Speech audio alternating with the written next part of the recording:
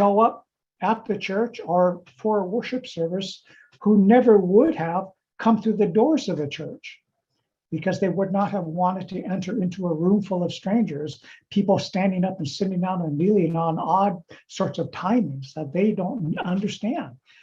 People crossing themselves or not crossing themselves. And also during that moment when we pass the peace, depending on your congregation, people may try to hug the stranger, and the stranger may be going like this. So we've learned these lessons that people enter into the church more easily when they actually don't have to get in the car, drive to church, and enter into that space that you and I find so sacred and important to us. It is also the case that there is so much more worship or church happening throughout the week. Morning prayers, compliments, evening prayers done online by our clergy who have been faithful throughout this pandemic offering these services, and people have been tuning into them, and they've heard about them. If your average Episcopalian invites someone new to church once every 20 years, then what we've discovered with the pandemic is, it makes it easier to invite. It makes it also easier for people to discover the church as well. So we've learned these lessons, and at the same time, we still miss, and rightfully so, the body of Christ gathering together joyfully to be able to see each other, shake a hand, hug a person, pass the peace in ways that are other than simply going like this and nodding. So it's not as if all these things that we're discovering are the way we want it. But as we go forward and as we move beyond the pandemic, which I certainly hope we will be, we'll need to be incorporating various forms into our life together in order that the good work that has begun during this time continues. But thank you so much. Thank you so much for the care you have taken to keep one another safe and yourselves safe. And I say that knowing that there are members probably gathered together here who either had the virus, or had a family member get the virus, or know people who have gotten it and who have gotten severely ill and possibly died. And I do not mean to minimize any of that because those are real. And it's what brings it home to us that this whole thing has been a terrible trial for us. So if we've prayed, save us from the time of trial in our prayers, well, unfortunately for you and for me, we have not been spared that. And yet in the time of trial, you have moved forward with grace, and I thank you for that. Now, as we look over into the future, I want to mention just a few things. One is that I've established a task force, which is made up of members of council, members of the standing committee, and members of the finance committee, and me as the bishop, to take a very careful look and study at our diocese and to look at the ways in which we can increase the revenue of the Episcopal Diocese of Utah, not for the sake of saving money, but for the sake of sustaining mission and expanding mission within the life of our diocese. So we're just beginning that work. And I must say, I'm very pleased with that work. Thus far, the members of the task force are Terry Champ Major from St. John's and Logan, Kurt Cook from the Cathedral Church, Russ Pack from St. Paul's, Brenda Ruffier from Good Shepherd, and we have David Lingo from St. James, and the Reverend David Sackerson from St. Francis and Moab, and me. The task force does not have authority to make decisions. Those decisions will be given over whatever the task force discovers and perhaps recommends. The ultimate decision for that will be in the body that has authority whether that be the Diocesan Council or the Standing Committee or the Diocesan Convention. So it does not have the power to make those decisions, rather those will be made by the respective bodies that have them. We've also had 2 rounds of PPP. Now, by that, I mean 2 times when a person or a congregation can apply. And what the Diocese of Utah has done is to say that those congregations who have received the PPP loan and hopefully made it into a grant, that even though that the PPP is counted as income, the Diocese of Utah will not factor that in regarding the diocesan assessment or asking. This is different than the Episcopal Church at large. The Diocese of Utah received a PPP loan, which has been converted into a grant, and the Episcopal Church at large counts that as income, and that gets rolled into the income of the diocese for the purposes of what is given to the Episcopal Church at large. However, the Diocese of Utah made a different decision regarding this. And so that, I think, benefits the life of our congregations very, very much, even as the Diocese of Utah pays the asking to the Episcopal Church, that I very much do support. So that is, we've also made the decision just the other day that as we granted or gave to each congregation a license for Zoom for a year, that we would continue that for all the congregations instead of the congregations paying for that, because we felt that we're still in the pandemic and therefore we should help our congregations by doing that. So those are 2 small things. And of course, we have the election of the next bishop in the search committee or the nominating committee's report, which will be in the afternoon, which will be open to all people in the Diocese of Utah to attend. And I hope that you all do so. I will not be a part of that because as the seated bishop of the Diocese of Utah, it is not appropriate for me in any way, shape, or form to be mixing in with that. It needs to be the work of the people of the Diocese of Utah, apart from the present bishop. Okay, now for the next piece, what I'm going to have done is I'm asking us to watch a short video. Now, let me introduce it. The Reverend Charles Robinson had his final Sunday this past weekend. Charles Robinson was the rector of St. Luke's in Park City for 17 years. And he had his final Sunday last weekend, as I said. And one of the things that the group at St. Luke's asked if we could get done is have the presiding bishop make a short video in celebration of Charles. And I'm going to show that even though it doesn't really pertain, it was made for Charles really in the congregation of St. Luke's, but the remarks of the presiding bishop lead into what I believe is important for us to be paying very careful attention to as we continue our life together as Christian people who are part of the Episcopal tradition. So Craig or Nick, if you would please show that video now. It will be coming in a second. Here it is. Bishop Scott Hayashi sent a note and said the Reverend Charles Robinson is about to retire. And for the second time, I did a double take and said, oh, he's about to retire. Wow, what a guy. First time I said something very similar was when I was visiting in the Diocese of Utah for your Diocesan Convention. And Bishop Hayashi, knowing my passion and commitment for finding love's way to bring us across our differences and our divisions to find the common path of life born in the love that God has for us all. He said, you need to meet a priest from our diocese who is doing this work of bringing people together.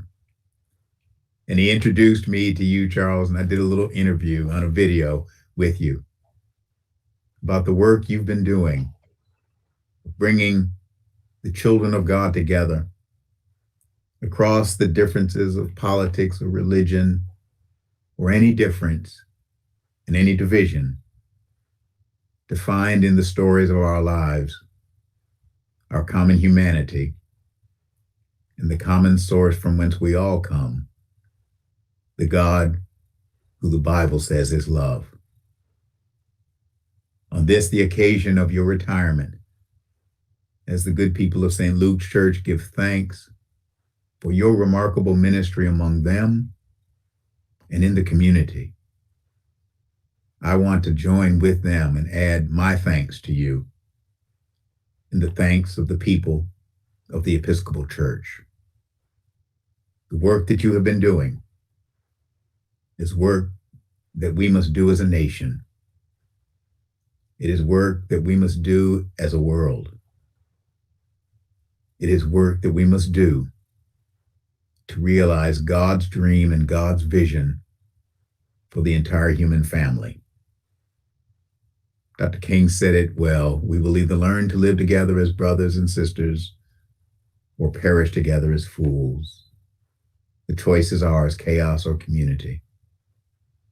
And I believe that your work, the Project for Understanding, Greater Understanding, has helped to show us the way to learn to live together.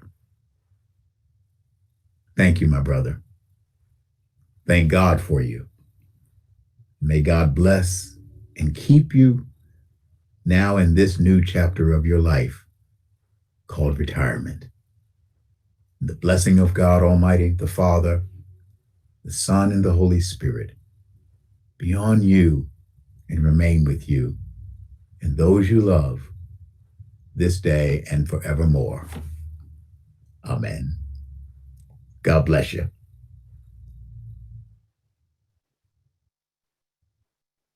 Now, you may be asking yourself the question, for those of you who don't know, what was Charles doing up there anyway? And the answer is he had the Project for Deeper Understanding, in which he would gather together people of opposing viewpoints on any number of issues which were dividing the community and the nation. And he would arrange and invite them to come to the church, representatives of either viewpoint, where they would present to people who came to listen. And they would have conversations together. They would answer questions. And the ground rules were very simple, that we would be respectful and that we would listen. I was a participant in one of them regarding the Medicaid expansion piece that was held here, that we worked so hard to pass here in Utah. And the hope was not that we would necessarily change the other person's mind, but the hope was that we would learn to be respectful of one another when we heard someone say something in a manner which was, voiced very calmly, but not instantly react terribly because we didn't like what the person was saying. And that, you see, is what the presiding bishop was referencing when he talked about the Project for Deeper Understanding.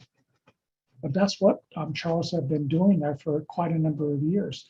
And so in this, as we look at our life together, this is the great work. The work of the Episcopal Church, really, when you read the Book of Common Prayer, is to unite all people with God and each other through Jesus Christ. That's the fundamental mission of the Episcopal Church. There are many different ways of saying that. One is to say, the beloved community, which is the way that the presiding bishop speaks about it. But it really is to reconcile all people, to unite all people with God and each other. And here in the Diocese of Utah, we have had a number of individuals and groups going through the Sacred Ground curriculum. And the Sacred Ground curriculum really is to raise understanding about the effects and the history of racism within the United States of America, to claim sacred ground for all of us. And we've had quite a number of people go through the study. And I had a meeting with some of the participants and the facilitators, and I thank them all very much for doing so, to listen to what the learning has been and to ask the question, what do we do next? What is the way forward? And after being with the people, what has become very, very clear, one is that the sacred ground work has been important to raise awareness and deeper understanding. It's also made it clear to the people there that there's much more that we need to be doing here in our diocese.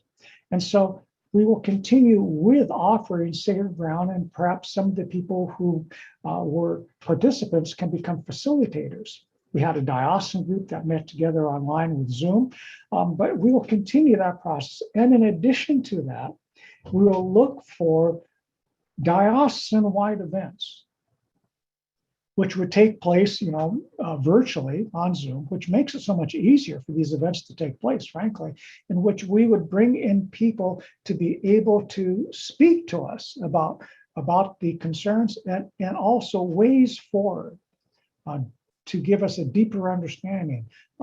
Someone perhaps like Eric Law, who is a friend of mine from the 80s and who spoke here in the Diocese of Utah before, in order to give us tools of understanding and ways forward, and also to bring together people, just as Charles did, in trying to help us to reconcile where that needs to happen, to get to know each other, which is easier, frankly, with Zoom because we can do this from our homes, but also to continue the work going forward and to try to get to know one another across not just view lines of opinion, but also communities of color.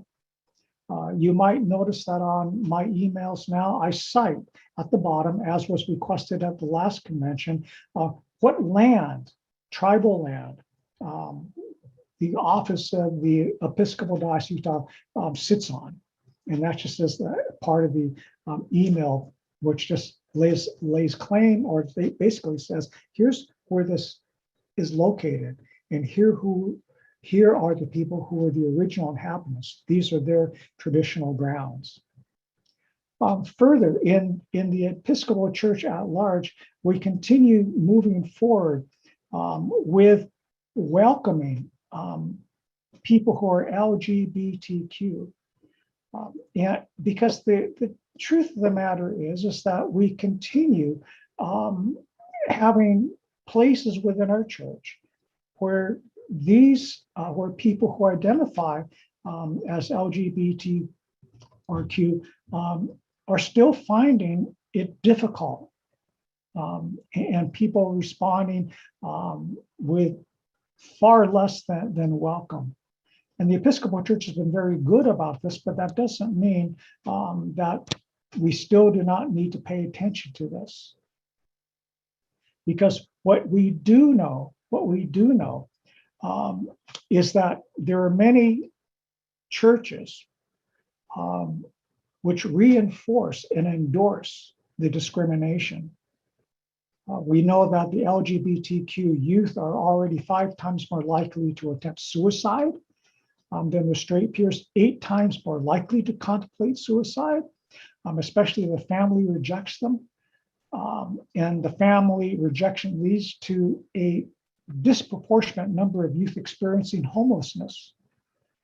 So we need to continue on this work because we believe that no matter who you are, where you are made in the image of God and you are welcome with us. So the Episcopal Church at large has rededicated itself through the motion of the Executive Council of the Church to continue on this work. It has also moved forward to continue the work of anti-racism, specifically in the most recent meeting of the Executive Council on Pacific Islanders and Asian, because what we've seen in the last time, of course, is the way in which that has flared in our country. It's not new, by the way. I can assure you it's not new. It's just suddenly it flared to the point where people started saying, we need to pay attention to this and do something about this in order that we can be the community of people that we claim to be.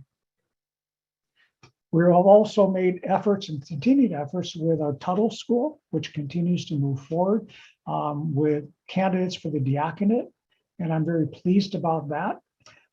We also have ordinations coming up. We ordained Suzanne Miller, and we have the ordination of Pat Hart coming next Thursday. And that will be a service in which there'll be a Zoom link for you to participate in that service as well. And that's next Thursday. So we are moving forward, as a diocese together. And we have, as I said, a great amount of work for us. Now, what's going to happen during this next year with me as we continue our search for the next bishop? What I will continue doing is being the bishop for one, but also there are places within the diocese and structures in the diocese I'm looking very carefully at to say, is this the best way, or can there be a different way? And if there is some heavy lifting that needs to get done, and there usually is some heavy lifting, let me just say, then what I will be about is studying that, looking at it, and then also doing it in order that the next bishop doesn't have to. In other words, to make things ready for the diocese to move forward with whomever God calls. And I ask you to be in prayer for the nominating committee, but also for whoever will eventually be elected to be the next bishop of the diocese, that you offer prayers, though we do not know who that person will be or is, but to offer prayers to that person now in order that her or his heart, soul, and mind is ready to respond to the call and to fulfill that role and responsibility amongst you who I may be slightly prejudiced in, but I think are the finest Episcopalians I know in the whole church. So please be about that in your prayers. And finally, I will be resuming the in-person visitations. I'm really looking forward to being able to do that. We're setting up the calendar now. We have some of them scheduled, and we'll be in conversation with the other congregations in order to resume those visitations in person. And while it may be outdoor worship, we'll still be resuming those, and be making the way around the Diocese of Utah.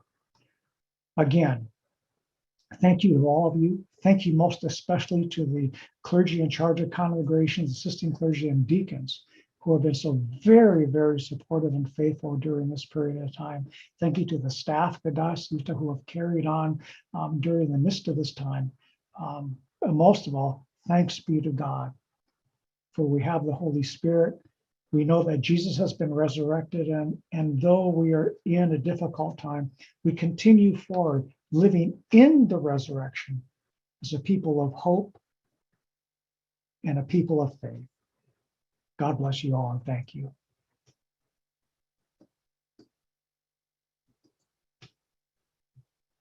And now we will have the necrology for the last few months that we've had between the last convention. All right, that will be playing in just a moment.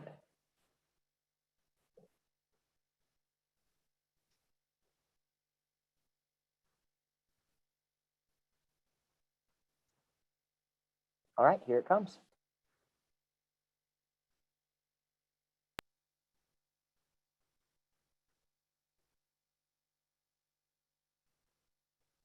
Good Shepherd Elwan Pastor, Rector Vanessa Cato. John Shigley, December the 23rd, 2020. Vernon Bergstrom, 4th of January, 2021. Alicia Miranda Salgado, the 9th of February, 2021. Robert Cato, the 1st of February, 2021. May they rest in peace and rise in glory. We at St. Paul's remember Owen Hogel, Joyce Stam, and Russell Babcock, and acknowledge the pain, grief, and loss of so many others during this difficult time. Cathedral Church of St. Mark, John Dixon Stewart, Gail Wicks, Robert Wood, Deborah Choi Bartlett, Mary Barlow. Grace Episcopal Church in St. George, Daniel Lester, Christian Moore, Erica K. Welch, Patricia J. Shepard, Kenneth R. Smith, Dustin Jackson. May they rest in peace and rise in glory in God's heavenly kingdom. Amen. St. James Episcopal Church, Midvale, Utah. Carol Seitz, October 8th, 2020. Mildred Buckley, November 8th, 2020. Pixie Worth, December 5th, 2020. And Paula Patterson, January 19th, 2021. St. Jude's, Cedar City, and Spirit of the Desert, Ivans, mourns the loss of Marjorie Schick, Doreen Dahl, Jackie Eglund, and Patricia Gordon. May they sleep in peace and awake in glory. Hello, this is Reverend Michael Carney from St. Elizabeth's in White Rocks, and especially ask your prayers for all the Native people who have succumbed to COVID-19 in the past year. It's been a terrible devastation for all the Native communities. And in recent months here in White Rocks, we're remembering our beloved brothers, Elton Blackhair and Wayne Conroy Puigup. May they rise in glory and rest in peace. Amen.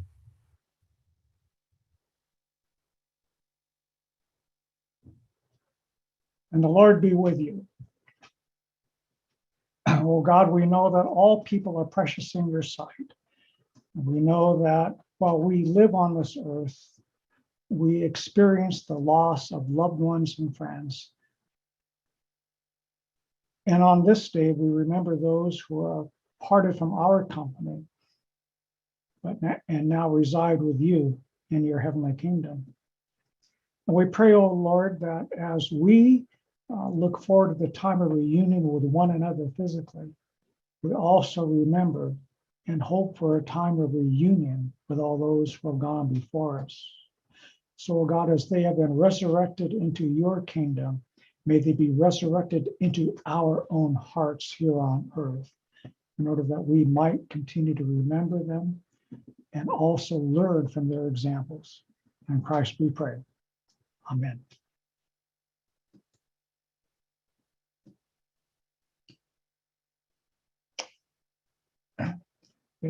So again, thank you once again for joining together and participating in this virtual form of the Diocesan Convention. And special thanks to the staff of the diocese and the Committee on Planning and Arrangements who helped produce this convention. So I will now introduce those with special roles in this convention. There's Canon Chancellor Stephen F. Hutchinson, who is the convention parliamentarian. The Reverend David Sackerson, my nominee to be the Secretary of Convention. Vice Chancellor Brandon Birmingham, Chair of the Resolutions Committee. Canon Craig Worth, Communications, and Mr. Nick Cockrell, Communications.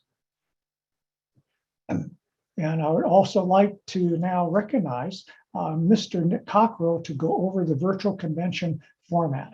Please, Nick. All right. Good morning, everyone. Thank you, Bishop. Many of you have seen me before, and today we're going to practice and perfect once again having a great Zoom meeting. So we're going to go over all the tools that we need. First and foremost, we want all of us to we want everybody to rename ourselves according to, so obviously your first and last name, and then we do comma, your church or ministry that you're a part of, comma, your role. So whether that's warden, delegate, clergy. If you know how to do that, you can start that process right now. But in the meantime, let me share my screen and show you how you do that on both computers and iPads/iPhones. So here we go. This is a little fun here. This is a video I made all alone. And you'll see renaming yourself is important. So there's two ways. One, you can click on the participants button in the bottom, find yourself. And you would also be able to see a list of everybody there. You can press more and rename will come up. Okay, so in that case, I just am going to rename myself and I'm going to press OK. But what you're going to do is obviously name yourself with your name, your ministry/church, and then your role. So another way to name it, if it's easier for you, you can hover over your picture, and there's those three little dots in the top right. Here, you can, actually, you have a couple options. You can stop your video if you don't want us to see something that's going on. Say your dog is making a mess in the background, you got to go discipline them. You can stop your video there. You can also rename yourself there, just like in the participants tab. So that's pretty self-explanatory. Let me now show you how to do that on iPhones and iPads really quickly. It's pretty similar. They're just buttons are in a little bit of a different place. Here we go. So you'll see, oh, hold on, let me rewind that. Okay, so in the top right, you can see a participants button. Again, just like on the computer, but it's in the top instead of the bottom. You can click on your name. So I accidentally logged in as a friend of mine, and I was like, oh man, I've got to rename myself. So I just click on myself, which was Suzanne, and I'm actually not Suzanne, obviously. I'm Nick Cockrell. So just rename myself there. And then like you, again, you're going to do name, ministry/church, and then role in convention. So we're going to, and while we're here, let me show you a couple other tools really quickly. You see in my screen here, there's a raise hand, a yes, and a no button. That's going to be very important for things like acclamation and voice vote. We're going to be using the yes button or the no button for those, for anything voting or by acclamation or anything where we need to get a count. The raise hand button is reserved for if you want to speak on something. And it's nice because you are able to raise your hand and then you're put in a speaker's list. So whoever raises their hand first is at the top. Whoever second is second, and so on. So for iPads, this is usually, it might be in a couple different places, usually under the participants button up at the top, or you see in the top right, there's that more button again, 3 dots. If you're on a phone, that's probably where you're going to find those raise hand, yes or no buttons. So you can always explore that. And I'm going to stop my share. For computers to find those buttons, the yes or no, it could be in 2 places.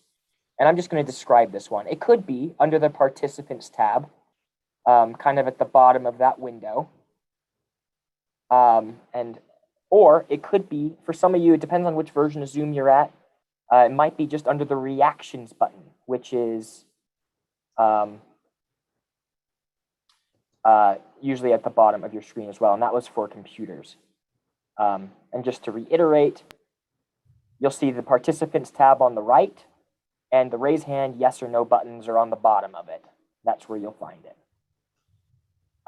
So with that being said, let's everybody rename ourselves together, because this is incredibly important. And this is also how we're going to take roll at convention. We need to know how many clergy, delegates, wardens, and how many guests or et cetera there are. So please take a moment to rename yourself. And remember, there's two ways to do that. You can either click those 3 dots when you're hovering over your picture, the little dots, or in the click the participants button and click on your own name and rename yourself. So, yeah, so take a moment and do that. And if you're having issues, I or Rhonda Uber here at the diocese will message you and help you rename it. So I'll just give everybody a second because I know that takes a moment. Looks like a lot of people are doing well. Very good job.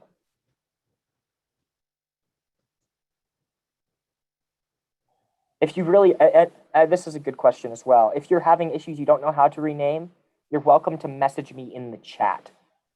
And the chat, I'll say, hello, everyone. There you go. So you can communicate with everybody, or you can choose 2, and you could send a message just to me or just to Craig if you have any questions you don't want everybody to see. So those are your options. I'm going to rename a couple of you that messaged me, just so we're good. Okay, wonderful. Looks like everybody's done well.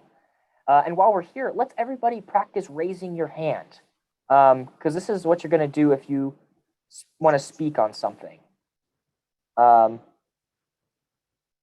Great. Great. So there are a couple of you that are doing like the clapping button. That works. It does not put you in the speaking line, however, which is maybe a little bit of an issue. So make sure what you're clicking on is just, you'll see most people have it right, just a straight, like a high five hand, and it should say raised hand when you press that button. Cool. Looks like most of us have gotten that. Wonderful. All right, I'm going to clear everybody now. So we have a clean slate. Great. And while we're here, we're going to practice the final function of Zoom, which is the polling function. And this is a more like, this is usually going to be a secret ballot. It's when you're not just voting something simple, yes or no. It's like if we're voting like for 2 people, or to take roll. So I'm going to lower everybody's hand. Clear all feedback. I'm going to launch a poll. And in this poll, you'll see it. I'm going to launch it so you can see what I'm explaining. This is roll call. You'll see that you have the option to check in as either a delegate, a warden, delegate/warden, clergy, presenter, a guest, or other, or if you're an alternate, you can also designate that. The second question is important. I do know that there are some of you who are sharing computers, maybe spouses, maybe you went to the same location just to share a computer. If there are 2 of you, then you can vote on that second question with whatever role you have in convention. Oh, actually, a good question. Diocesan staff is just going to be considered guest/other in this case. For most of us, probably 90% of us on that second question on that poll, we're going to choose not applicable and I'm not sharing a computer. This just ensures that if you have 2 people, we get both your votes. If there is a situation, I don't know if there is, but if there is a situation where you have 3 or more people on one computer and you need to vote on something, please message me using the chat. And you can tell me who the 3rd person here is, so we can put you in roll call as well. Yes, some people have asked, should we be voting on this now? Yes, please do. So please vote on this now. Select your roles, press save. And I'll keep this open for a few minutes. Looks like 2/3 of us have voted, which is great. Okay, that's wonderful. So people from Holy Spirit are all on one computer, 4 people. Please cast 2 of your votes on the poll and just message me the 2 others, people that are here, so we have them counted. Okay, so it looks like somebody's not seeing the voting option. So let me grab that real quick. if you're not seeing it, and if you're on mobile, or I'm just going to try and figure. Yeah, if you're on a computer, there should be something in the top or the bottom of the screen that says "Poll in Process," and you can click that to open it. It may also be under the More tab, depending on the size of your screen. If you're on an iPad, I'm looking at my iPad here, which I use as backup. It says "Poll in Process" in green letters at the top, and that'll bring it up for you. Okay, looks like we have a couple maybe questions. Actually, I'm going to clear everybody in case those aren't questions. So we're on a clean slate now. If you did have a question, you can raise your hand again. And we're going to wait just maybe a minute longer to get all of the roll call in.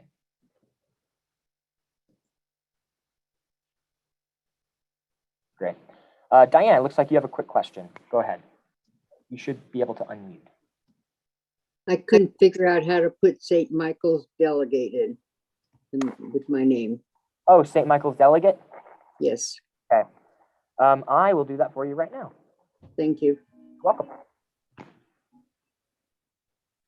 Great. And if you can't find that voting option, it might be on your screen somewhere, but you can also message me. I think I'm going to close this in about 10-15 seconds. So if you haven't yet, please vote or message me. Barbara, looks like you have a question. Let me unmute you, Barbara Greenlee.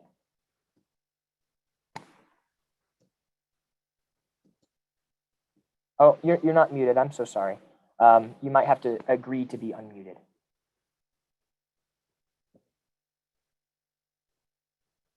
There we go. I'm good now. Thank you. You're welcome. Okay, I'm going to end the poll. Wonderful. And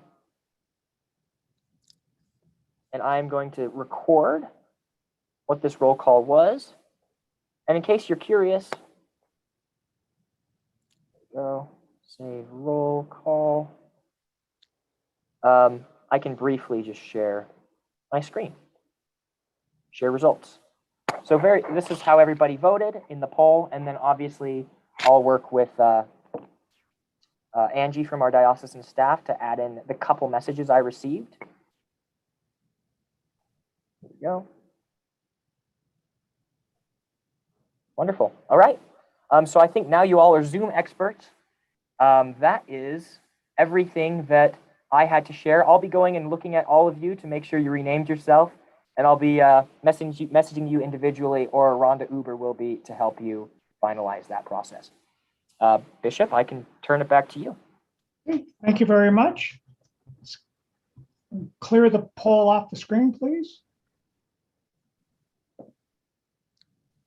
Bishop, you can do that by just hitting the red button up on there.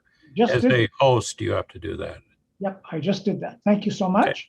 Okay, thank you, Nick, for that. It was very clear and concise. Thank you so much. And to all the people who have successfully managed this, congratulations. All right, let's now go to adopt the resolution regarding special orders. The resolution to adopt special rules of order. So for that, I recognize Brandon Birmingham, Esquire, Chair of the Resolutions Committee, for the purpose of addressing the special rules of order. Brandon.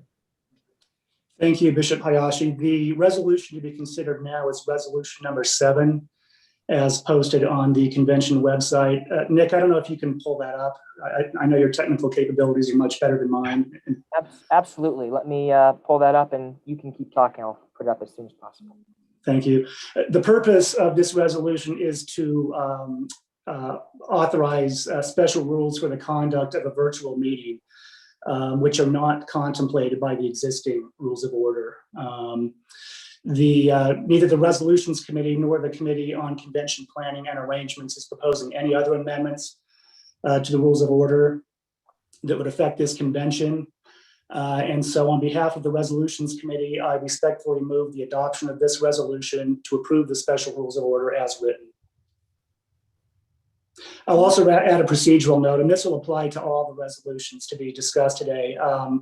Because these resolutions are all being proposed by a committee, no second is required for any of them. Thank you. Okay, all those, and are we going to do this with a poll, or are we going to do this by acclamation? How are we going to do this one? I think it's ultimately your call, but I think since it's yes or no, we can use the yes or no buttons rather than a poll. Thank you. All in favor, signify by voting yes on your screen or on your Zoom.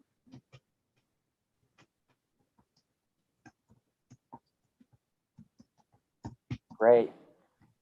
We have received about 70 yes votes. Great. 70 out of 136, so it does indeed pass by the numbers, Bishop. Okay, thank you. Okay. Now I recognize the Reverend Dave Sackerson, Secretary Designate of Convention, for the report of the Credentials Committee on the presence of a quorum. Dave.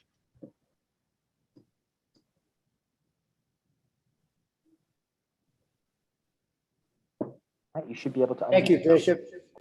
The Constitution of the Diocese.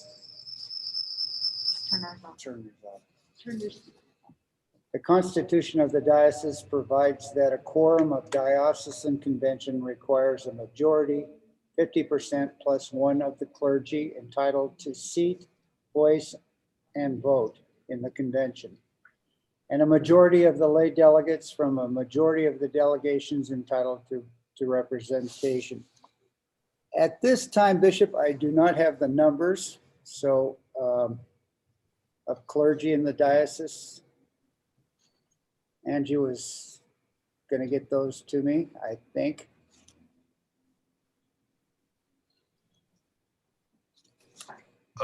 Also, I have those numbers.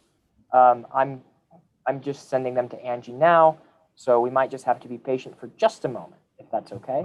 On the poll that was just conducted, there were 29 clergy members that had registered on that poll.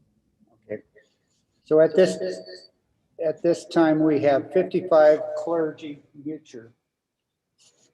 in the diocese entitled to seat, voice, and vote. 28 constitutes a majority of that number, and we have 29 clergy present in this virtual gathering.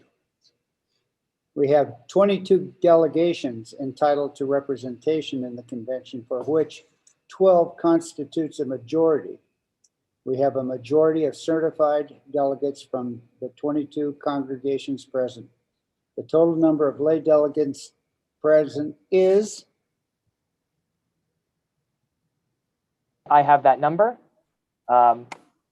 Lay delegates are 80 plus 9 that I received on the poll, plus 4 via messaging. So 80 plus 9 plus 4 is 93. Okay. The total number of lay delegates present is 94, and a majority thereof is 48.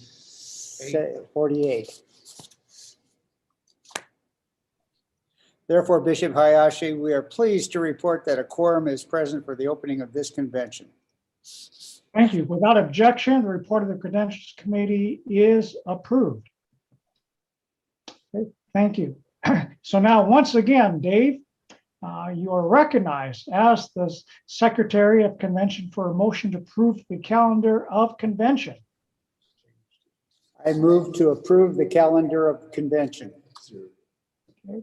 I call for the vote for approval of the calendar of convention as moved by the Committee on the Convention Planning and Arrangements. Okay. Please vote.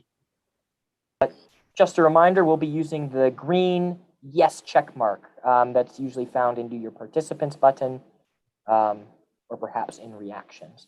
Looks like we got 90 coming in, which is great.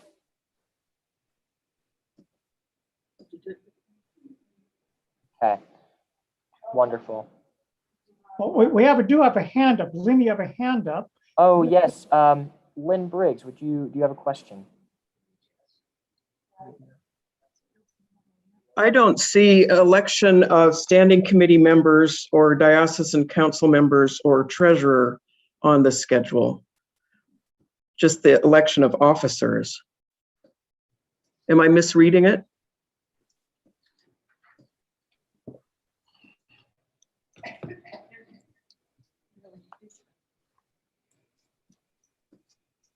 Let's take a look.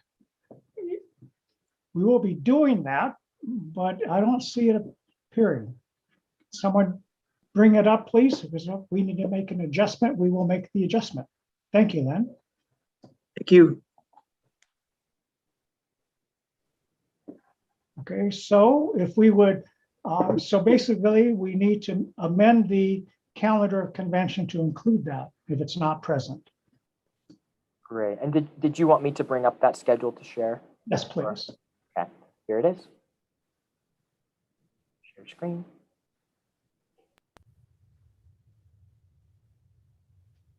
Okay.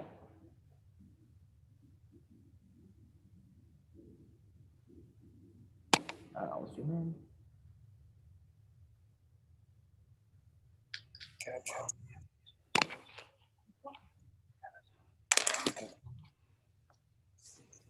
You are absolutely correct. Doesn't appear to be on this calendar for convention. So we need to move to make a motion to change the calendar convention to include the election of standing committee and Diocesan council members. Okay, Kurt Wiesner, you have your hand up. You should be able to unmute now. Yes, was that supposed to be under nominations? Is that what that was intended to be?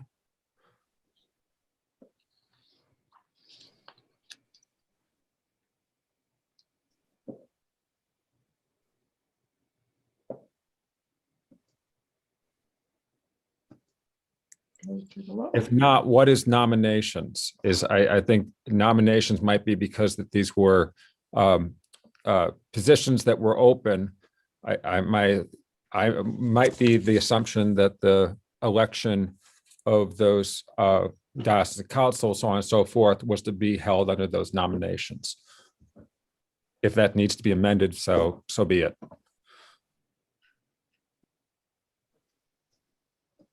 Okay.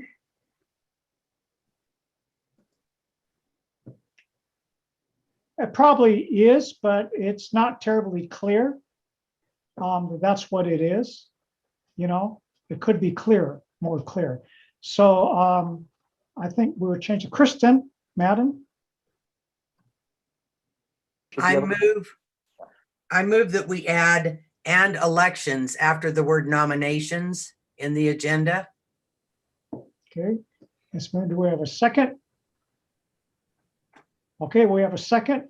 Okay, it's been moved and seconded that we add the word elections, nominations and elections to the calendar convention. Okay, so any discussion on that? Okay, Leah, do you want to discuss that? You have your hand up. Be able to unmute now, Leah. Leah Mancini. Shouldn't we be getting two options? Yes. Yes, you have your hand up there. I'm asking. Oh, no, I'm fine. Okay, thank you.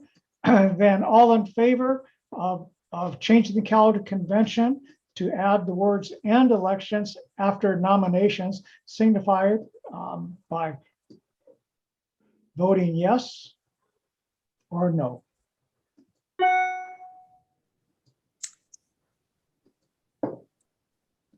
All right. Looks like we received. Nick, yes. I can't find where to vote. Okay. So are you on a phone or an iPad or a computer? iPad. Okay. So it's going to be where you're going to find that is under the participants button. If you press participants, you should be able to find the yes green check mark under it. Okay, I've got the list. Oh, I see. Yep. Just. I'm gonna have to talk here in a minute. No, Again. I'm sorry. It's still, where do I find it?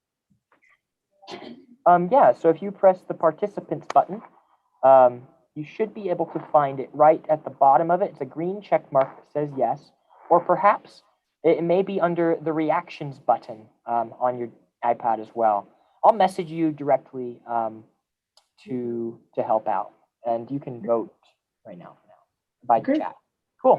So Bishop, it looks like we received over 100 yes votes, 102 at the peak. So that's the number. Okay, thank you very much. And thank you, Lynn, for bringing this up. Thank you so very much. Okay, so now we will continue moving forward. At this time. So, so now then, we have approved the calendar convention, so therefore we are organized for business. All right. Now, to you once again, Dave Sackerson, for requests for seat and voice. Thank you, Bishop. I move that the convention extend the privileges of seat and voice to the following clergy and lay individuals. The Reverend Mary June Nestler, missionary for the Episcopal Church, and Brandon Birmingham, Esquire, Vice Chancellor and Chair of the Resolutions Committee. Is there any discussion on this? Okay, hearing none, then I ask you to vote using the yes or no button. Oh, wait, Mary June, sorry, your hand is up. Right, Reverend Sir, I raised simply that at the last convention, the convention was invited to grant me seat, voice, and vote, which they did. And I would request that at this convention as well. Okay, well, let me ask Steve Hutchinson. Okay, Steve Hutchinson, is there any canonical or parliamentary move which must be made? We just took a vote, you know? Seat, voice, and vote to the following clergy. Looks like you are muted, Steve, if you're talking.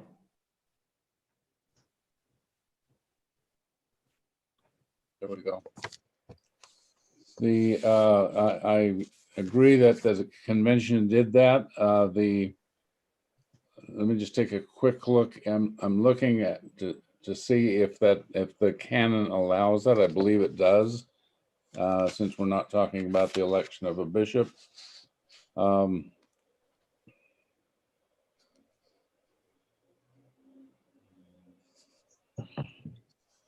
Yes, that would be in order. Okay, so I'll tell you what, we already have the motion on the floor, and then we'll come back and pass and do another motion to grant Mary Jo Nestler vote as well. Okay, so with the one that's presently on the floor, signify to grant them seat and voice, yes or no, please. And quick update, iPads, the yes or no it may also be under the more button. So yeah, unfortunately, the reactions kind of get pushed around depending on what version you're using. Okay. You don't have an iPad. Great. Thank you. Now, please, Nick or Craig, give us the whether we passed that or not. We had 72 votes at its peak. People have started taking their votes off, but not switching them to no. So 72 is the final vote. Okay, thank you. So that passes. And now I would entertain a motion to also grant the Reverend Canon Mary June Nestler vote as well. Entertain that motion. Kristen Madden, hand is up. So move. Okay, a second. Okay, Steve Botter seconded. Okay, any discussion? Okay, any discussion? Preston and Sandy, your hand is up. Do you have a question there? Oh, no, I'm sorry. I would just put it up to second it. Okay, thank you. Please lower your hand then. Okay, then all in favor of granting Reverend Canon Mary Jo Nestler vote at this convention, now vote yes or no. And also just a heads up, if you press the yes button more than once, it actually takes your vote away. So please just click it that one time and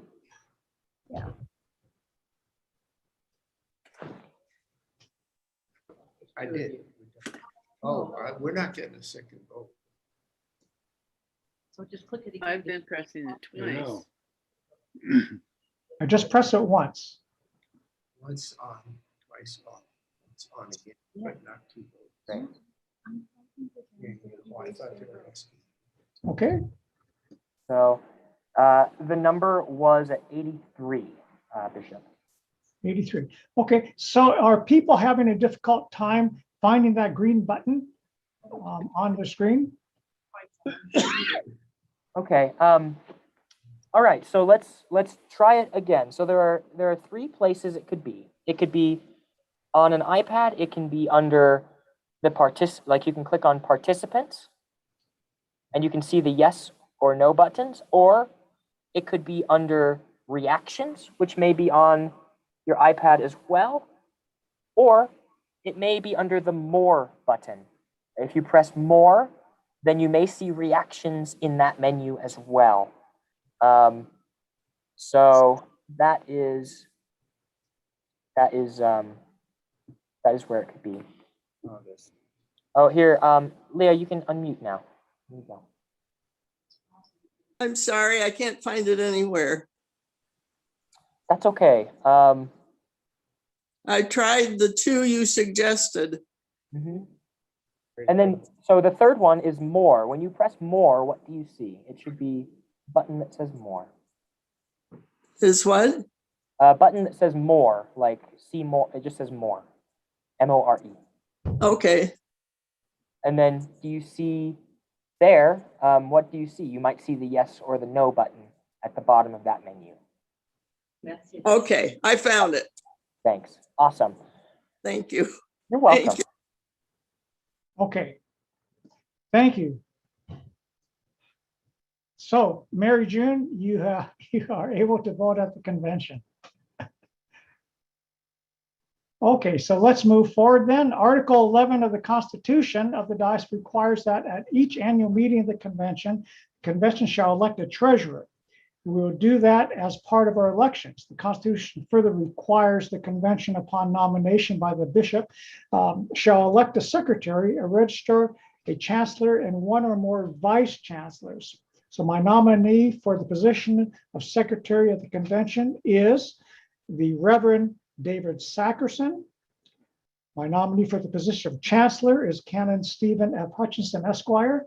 My nominees to serve as vice chancellors are Rick Knuth, Esquire, Brandon Birmingham, Esquire, and Sandra Corp, Esquire. My nominee for the position of registrar, which includes the office of historiographer, is Mr. Kurt Cook.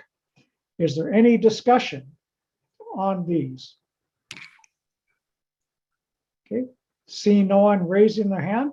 All in favor, please use the yes button. Opposed, use the no button. And again, if you're 2 people, don't press the yes button twice. Please just message me. Good, this is working a lot better. We have 103 people have voted yes. Great. Great, thank you. So so therefore, congratulations to those nominated. You have been appointed for this. Okay, I would now like to summarize some of the activity of the diocese since the convention we last had in September of 2020. New arrivals, Pastor Rebecca Aradal has begun her work as the pastor of Ascension St. Matthew's in Price. The Reverend Marie Collett, ACPE certified educator, will be beginning her work at St. Mark's Spiritual Care Center. Leaving, the Reverend Nancy Piggott, who is formerly, or actually, the ACP certified educator for the program there at St. Mark's, is set to retire on June 1st, 2021.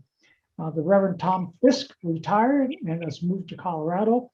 The Reverend Terry Haydock will retire at the end of this month. Now, the Reverend Terry Haydock will remain living in Utah and continuing to serve on the Commission on Ministry. The Reverend Charles Robinson has retired as the rector of St. Luke's in Park City. Charles and Bonnie shall remain in Utah as well. They have a home in Park City, and they will be continuing to be here in the Diocese of Utah. The Reverend Stephen Sturgeon has moved to California, and the latest I've heard from Steve Sturgeon and family is that they're adjusting well in California.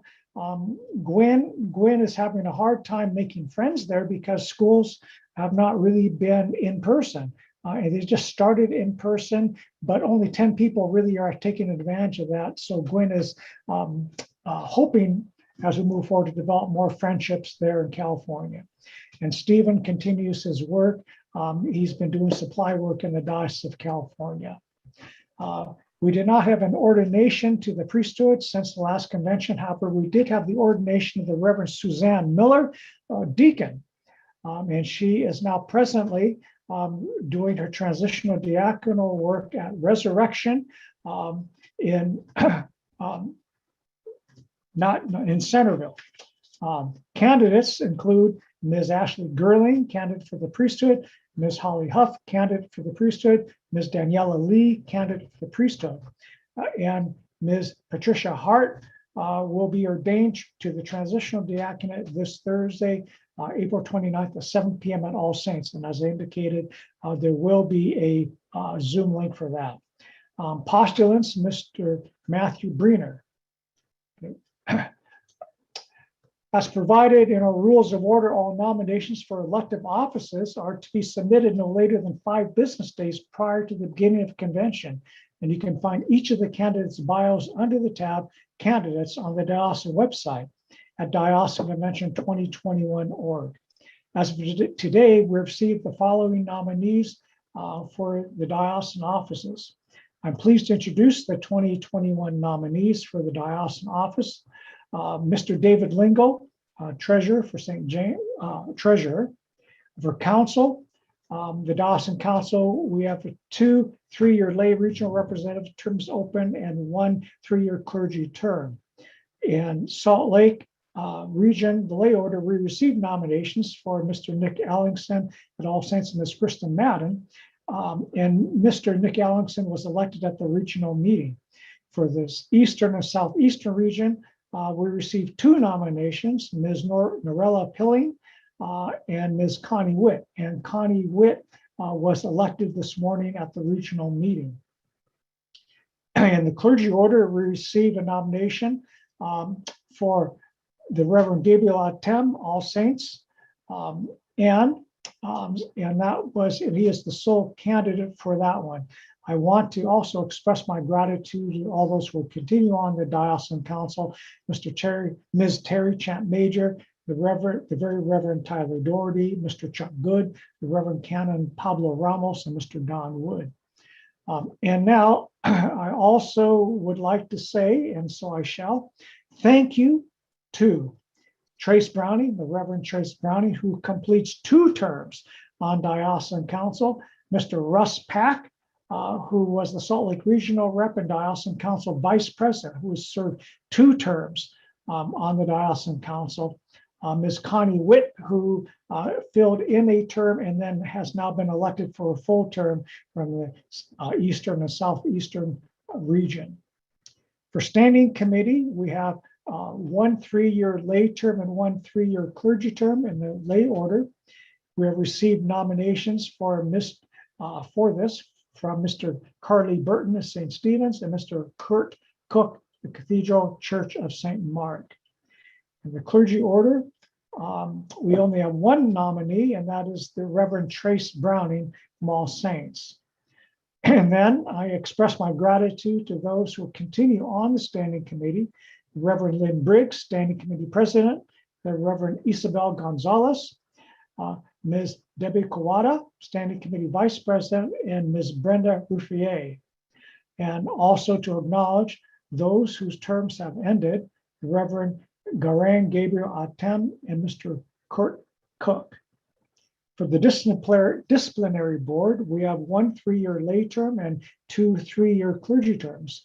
In the lay order, we received a nomination for Ms. Angela Mikolos from St. James. In the clergy order, we have received nominations for the Reverend Dave Sackerson, St. Francis, and the Reverend Mary Yonda, retired. And I express my gratitude to those who will continue on the disciplinary board, the Reverend Libby Hunter, Mr. Jim Palmer, the Reverend Dave Sackerson, Mr. Jeffrey Shields, Esquire, the Venerable Robert Shoup, Mr. John Schaefer, Jr., Esquire, Church Attorney, Ms. Tony Marie Sutliff, Esquire, Intake Officer, Mr. William Downs, Jr., Esquire, Intake Officer, Ms. Susan Furka, Clerk.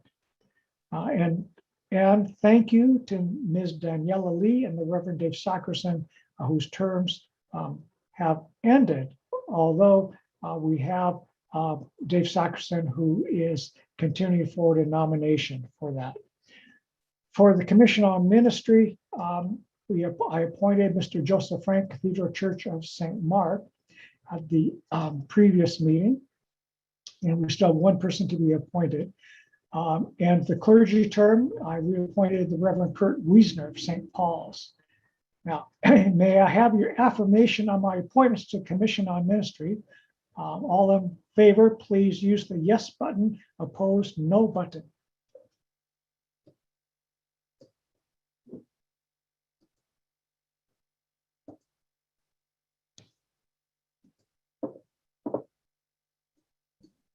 All right, Bishop. Looks like 107 votes came in, and they were all yes. Okay, thank you. Thank you. And Mr. Joseph Frank and the Reverend Kurt Wiesner terms have ended for the COM. However, they've been renewed, and Dr. Mark Letourneau's term has ended on COM. Thank you to Mark very much.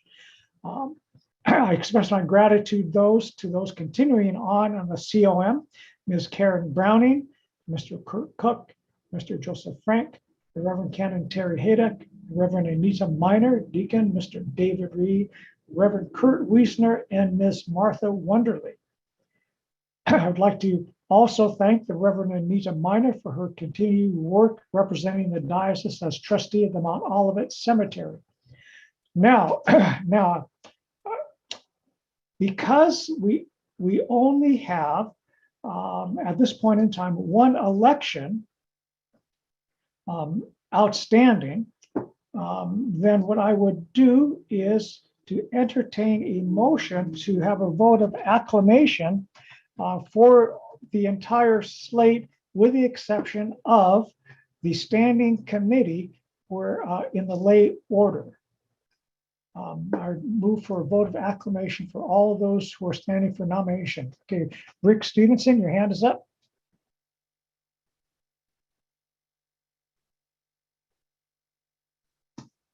Rick, unmute yourself, please. I so move, Bishop. Okay, thank you. A second. Ms. Martha Wonderly, are you seconding? Yes, okay, Martha Wonderly is seconding. So, yes, Martha. Okay, you're seconding, thank you. So therefore, I would call for a vote of acclamation for all those for diocesan offices, with the exception of the standing committee and the lay order, for which we will need to have an election. Okay, all in favor, vote yes or no, please.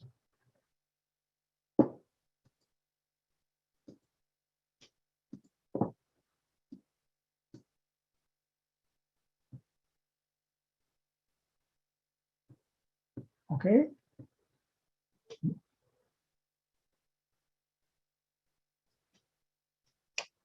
Looks like the total, I just received a couple more in the chat, is 109 yes votes. Okay, thank you. So ordered, therefore, thank you to those who were just elected, and congratulations. I now recognize the Secretary of Convention, the Reverend and still Honorable Dave Sackerson, to conduct the first ballot for the lay order of standing committee. Thank you, Bishop Scott.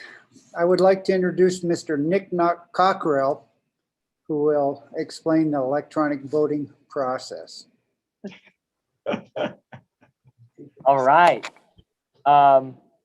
So this is a vote. I'm just confirming with you.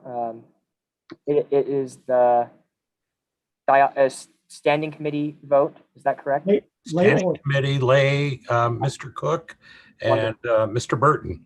Wonderful. So, thank you. Just wanted to make sure I was on the same page. So we're not going to be using the yes or no function like we have in the past. Since it's between two people, we're doing what we did when we did roll call, which is the voting will pop up on your screen. And again, you'll have the opportunity to vote twice here, since it's not just an acclamation vote. So I'll launch the poll. And if you have more than 2 people, again, vote for 2 people on the poll and then message me the 2 other votes that you may have. And again, if you're not sharing a computer, obviously question number 2, you choose not applicable. So I'll let this stay open for about 30 more seconds. And you're always welcome to message me if you're having issues and you want me to tally your vote that way.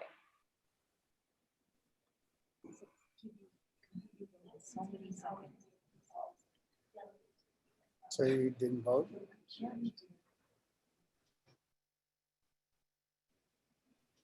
We had a question. Do clergy vote? I don't feel qualified to answer that, so whoever Yes. does.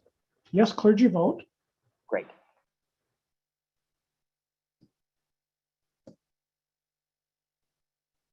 Yes, Steve, you have a question. Here you go. Yeah, my submit button is not enabled. Oh, it's not working. Okay. Well, that seems like a weird glitch. So you can message me your thing right now if that's okay. Your vote.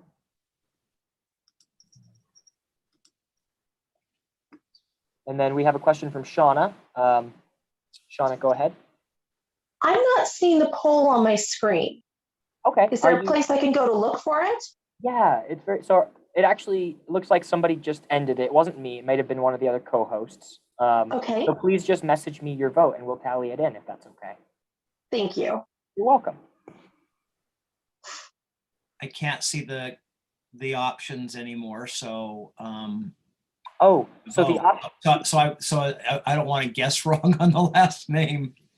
That's fair. So the 2 people we were voting between were Kurt Cook and Carly Burton. Those were their names.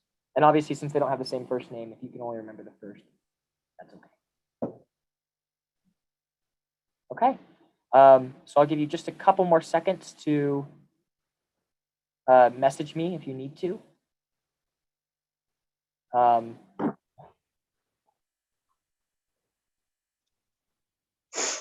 Great. Okay. So let me tally these up really quickly and add in a few votes here.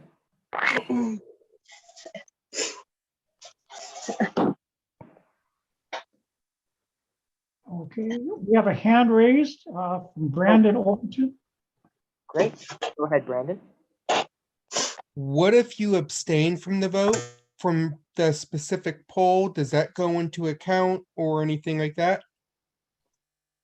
If you abstain, I know on my end, technically, it just won't be included in the count. So I don't know parliamentary wise, but. Yeah, I just don't really know the people very well, and I don't want to vote for the wrong person per se or something like that. Your vote is noted in how many people have actually joined the on the roll call, and then we know how many people voted. So it would be able to note that one less person voted than signed in on the roll call. So under that capacity, somebody abstaining would be noted. Then how would it work if, say, hypothetically, nobody voted for the poll? We would be in trouble. We would ask the bishop for pastoral care on that one. Okay, so I have received, I think, all the votes. So in conclusion, and this will be reflected in the record, the official vote, It looks like Kurt Cook won this election. It was close, but also we have all the votes. So thank you so much. And Bishop, I'll turn it back to you. Thank you. Thank you, Mr. Kurt Cook, and thank you, Mr. Carly Burton, for putting your name forward. Now, let me backtrack just a bit, and that is for the disciplinary board, Ms. Angela Miklos from St. James is Ms. Angela Miklos Esquire. And I neglected to put to recognize that fact. So it's Ms. Angela Miklos Esquire. Okay, so now, thank you. So we've gone through that very rapidly to get through the voting, much faster than we would with paper ballots. So thank you so much. So now then, we're now moving forward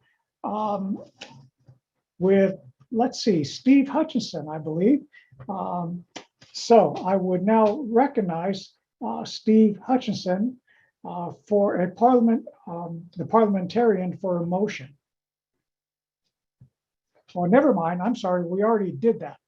I jumped the gun and did that myself, as opposed to asking Steve to make the motion to do a vote of acclamation for uncontested races. Okay, thank you. So now I recognize Brandon Birmingham, Chair of the Resolutions Committee, to present the resolutions on behalf of the Resolutions Committee. And Brandon will respond to any clarifying questions. So this is meant to provide clarity and understanding, although we did have quite a lengthy conversation at our pre-convention meeting. But nevertheless, if you still have those clarifying questions, Brandon will be able to entertain those. Brandon. Thank you, Bishop Hayashi. There are 6 resolutions for consideration at this convention, which you'll find posted on the convention website, and which hopefully Nick will be able to pull up as we address each one. I'll take up each resolution in order, and we'll refer each to Bishop Hayashi as president of the convention for discussion and submission to a vote. So we'll begin with resolution number 1, which pertains to convention and the disciplinary board. And as Bishop Hayashi said, we did have fairly substantial discussion on each of these resolutions at our meeting in March. So unless there are specific questions, I will just refer this over to the bishop to open for discussion if there is any. I will note as well, I should note that there are a couple typos we caught, one in resolution number 1 and one in resolution number 2. So some of the eagle-eyed among you may spot those. If these are adopted, those typos will be corrected before the adopted resolutions are published.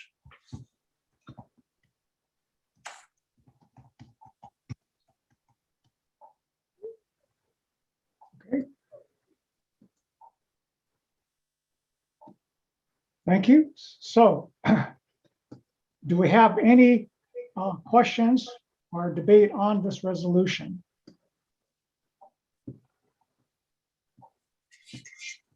We've seen no hands being raised on this resolution. Then all those in favor of resolution number 1, use your yes or no button, please, to vote. Those in favor, yes. Those opposed, vote no.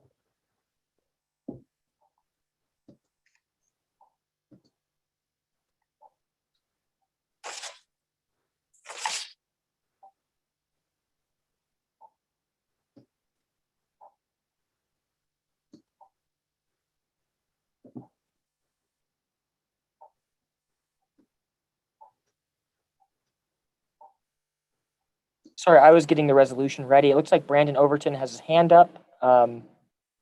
Did you have a question, Brandon? So in regards to 3.1.2, a quorum shall be deemed present at all times subsequent to the formal organization of any annual or special meeting of convention. Does that mean that if, like, a quorum is 50% right now, plus or minus one, okay, of the voting members.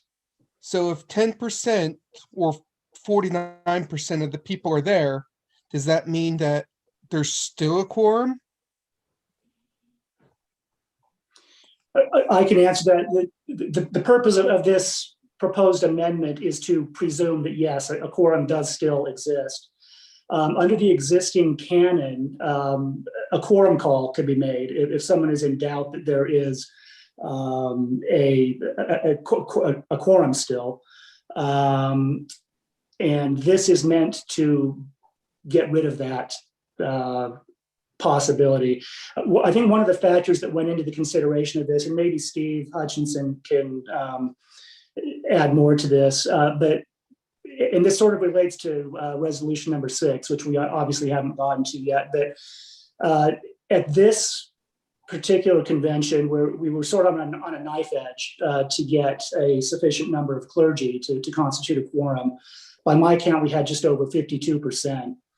And so it's possible if people leave during the convention for whatever reason, you could fall below that by maybe a person or two, in which case, technically the business would have to cease. So what this does is it makes it easier to carry through the business of the convention without having to check on these, what I would consider fairly technical issues. So I hope that answers the question. Okay. And Steve, if you had anything to add to that. A couple of quick thoughts. In some other dioceses, there have been instances where people manipulated the rules on a quorum to delay and frustrate the purposes of the meeting of the convention by repeatedly moving for quorum calls, which it takes a fair amount of time to verify those present in the room among the credentialed and voting delegates and clergy. The second thing is that if, as Brandon says, is if you have a 50%, or even if it goes down to the 1/3 number, and because of weather or other things, one or two people leave, and so that you're just one or two people short of that number after the meeting has been organized. When it's organized, of course, you establish that you have a quorum present at that time. It is always the prerogative of the body, if the number drops dramatically, to postpone to a later date, the continuation of the meeting, if that's the will of the group. But it allows for the meeting to be concluded according to the approved calendar of the meeting, and not be subject to just an arithmetic situation where you're just one or two people short of a quorum. Once you've started the meeting properly with a quorum present.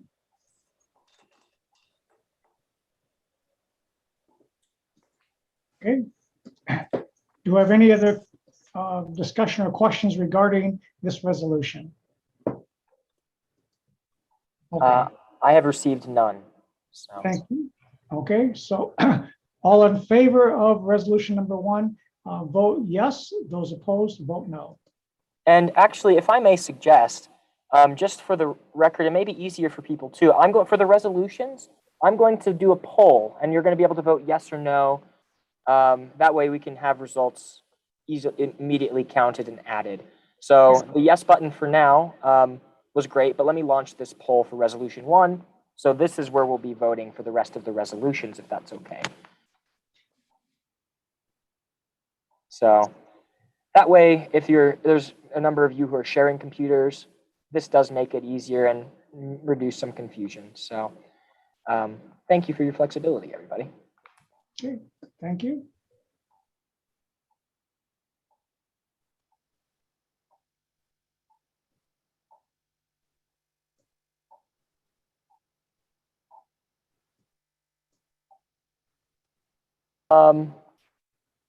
So it looks like I'll give you 10 more seconds. Many of us have voted.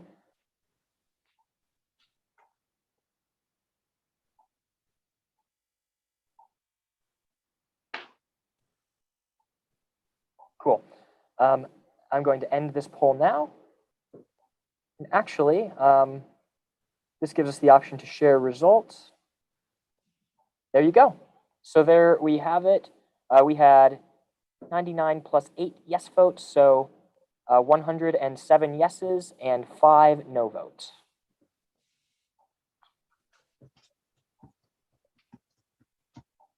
Okay, thank you. So therefore, resolution 1 passes. Thank you very much. We now move to resolution number 2. Resolution number 2 pertains to the Standing Committee. And on behalf of the Resolutions Committee, I move adoption of resolution number 2. Okay, resolution 2 should be on your screen. And when actually we do have a hand raised from Jean Norman whenever the time is appropriate, both Brandon and Bishop. Okay, thank you. Jean? Bishop Hayashi, for the benefit of those of us with tiny screens, could somebody just summarize what these resolutions are? Brandon? I can do that. I can do that. This is really a lot of technical changes for the most part. 13.1.3 and 13.1.4 just ensure that the Standing Committee's responsibilities are carried out in conformity with the canons of the Episcopal Church. Obviously, that's something that needs to be done, and so this just puts that in, in the language of the canon. 13.1.6 just gives the correct name of the Perpetual Trust of St. Peter and St. Paul. 13.2.2 has to do with if a member of the Standing Committee leaves before his or her term expires, it relates to the period of time during which his or her successor will serve.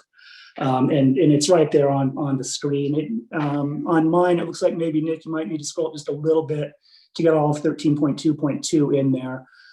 It provides a 180-day cutoff, and I'll just let everybody read what's on the screen there. If you have any questions, I'd be happy to answer them.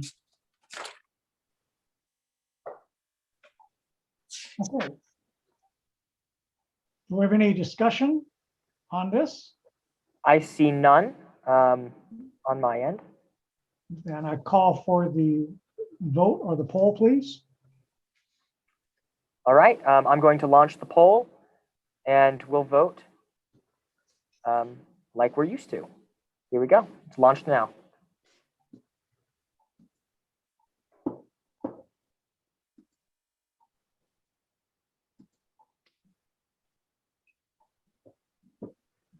Wonderful. We've got 90 in so far. I'll give you 20, 30 more seconds, maybe 20 seconds.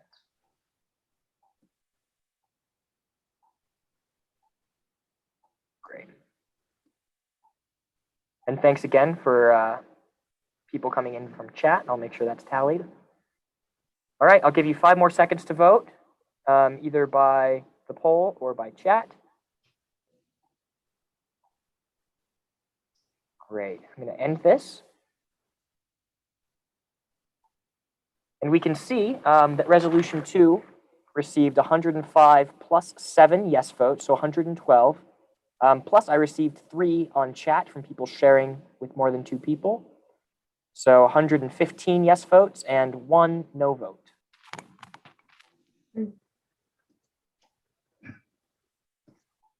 Thank you. Resolution 2 passes. Resolution number 3, updating the canons pertaining to the nominating committee for the election of bishops. Okay, Brandon, if you would proceed, please. On behalf of the Resolutions Committee, I move adoption of resolution number 3, and I would be happy to answer any questions if there are any.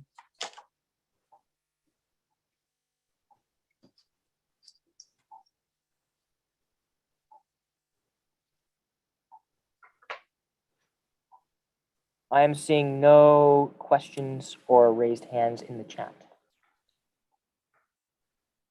Okay, seeing no questions, Brandon, maybe you would provide, just for those who have the small screens, that summary once again, as you did for the previous resolution? Sure. So Canon 17, Section 17.4 defines the responsibilities of the standing committee as it relates to the nominating committee for the election of bishops. So what's being proposed here is to revise paragraph number 4 there, just to expand upon it a little bit. You can see the existing language says oversee, which is fairly broad, fairly vague. This amendment clarifies that a little bit. Paragraph 6 just adds the word procedures for receiving nominations. I think that's maybe just more of a linguistic change, a grammatical change. And then the change to paragraph 11.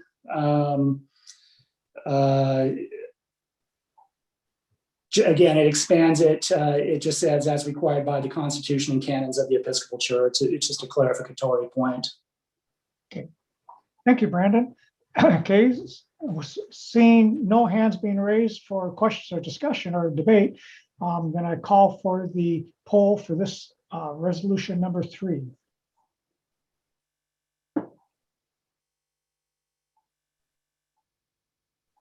All right, I will launch the poll now.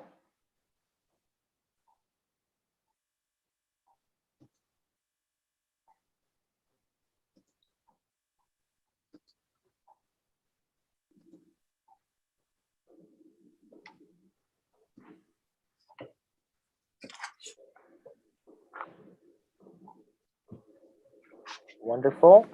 Almost got 100 people in.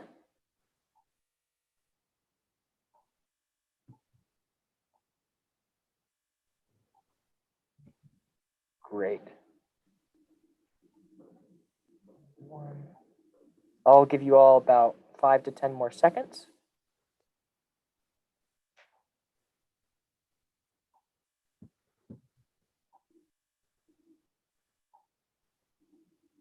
Great. Okay. I'm going to end the poll and we'll look at the results together. Looks like yes received 106 plus 7. So that makes it 113, plus I received 4 yes votes in the chat. So 117 yes votes and 3 no votes. Thank you. Resolution number 3 passes. We now move then to resolution number 4, which is updating the canons pertaining to congregations. Brandon, please. On behalf of the Resolutions Committee, I move adoption of resolution number 4, and I can go through these point by point if it would be helpful. We do have a question, Brandon, from okay. Pamela Palmer. Pamela, you can go ahead. I'm sorry, I wanted to comment on this, so probably that should come at a later time. I had a... for debate, I had a comment for debate. Oh, I see. Then we'll leave you first in line, and Brandon can go through the summary. Here we go. Okay. Brandon, we have another hand up from Jesse Overton. Is this a question for debate or is it a question for clarification? It's a question for clarification. I seem to recall we had a similar resolution last convention. Is that correct? Yes, it is. Is there any changes from last year's? Brandon? No, in fact, I probably should have said, I mentioned this at the meeting in March. All of these resolutions were presented at the last convention.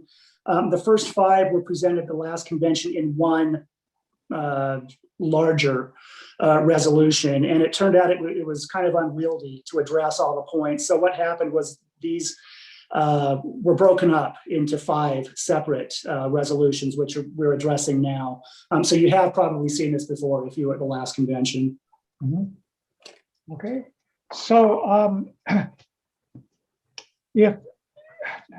do we have any, or should we move straight to debate at this point? Let's go and move to debate, please. Pamela? Okay, I am looking to address section 19.2.5 that proposes the merging of two missions at the request of the bishop. I'm assuming this allows missions to be merged, without the agreement of the missions that are to be merged. I feel that unless each mission agrees to a merger, perhaps it should be assumed that they each exist to serve their own individual communities for specific reasons. And that might include the mission's specific location, the mission's desire to serve a neighborhood, a mission's effectiveness in its surrounding community. For example, I would offer that in moving to my area from Salt Lake, I joined a church mission because it's located very close to where I live, about 1.5 miles from my home. Previously in Salt Lake, my church required a 25 to 30-minute drive. Because of this closeness in my new location, I'm more active in programs and volunteering for my mission. I know the members of my mission because they are in my neighborhood. So this makes it easier to know where the needs are and to help meet them to those people that live around me. So if I had to drive again more than 5 miles, I would probably look for a church closer to home.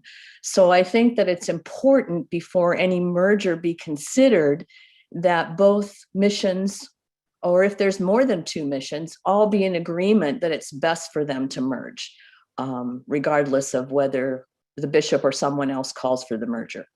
And that's all. Okay, thank you. Are you proposing any I'm at the loss for the word. What's that word I'm looking for? Amendment, Bishop? Amendment, thank you. Are you proposing any amendment, Pamela? If that would change this, I would amend it that this say that the merger can only occur with the agreement of each mission. Bishops' committees.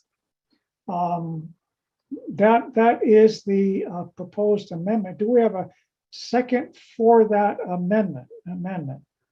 Seconded. Okay. Do we have so Terry, are you seconding the amendment? Seconds. Okay. Do we have a second for the amendment? Wonderful. It looks like Terry, Brandon, or Christy, are those you're all seconding, is that correct? Is anyone seconding? Yes. Okay, Brandon, thank you. Thank you. Okay, so the second, I don't have access to the editable version of this, so we'll need to have that brought up instead of me then. But the amendment. Bishop, would it be possible that the amender would write that into chat, and then we could put that up into a Word document to be seen? Thank you. So the amender, please type up what you said into the chat. Okay. You need to have the exact language, and you need to say where it goes in the paragraph for it to be an appropriate amendment.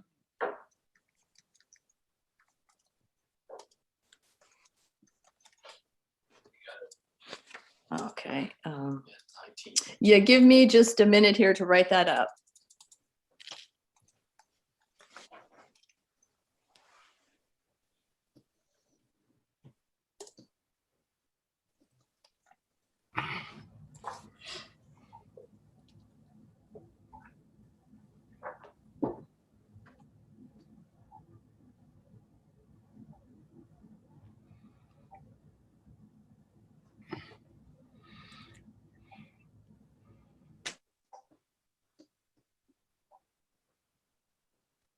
There have been a couple of questions in the chat, points of order. One, are there any other comments allowed at this time, or are we just on hold? Or also, there was a question about 60-day submission rule for amendments, if that exists. Regarding, is there any commentary on this? Not until we get the amendment posted so people can actually read it. Where did I put that in chat?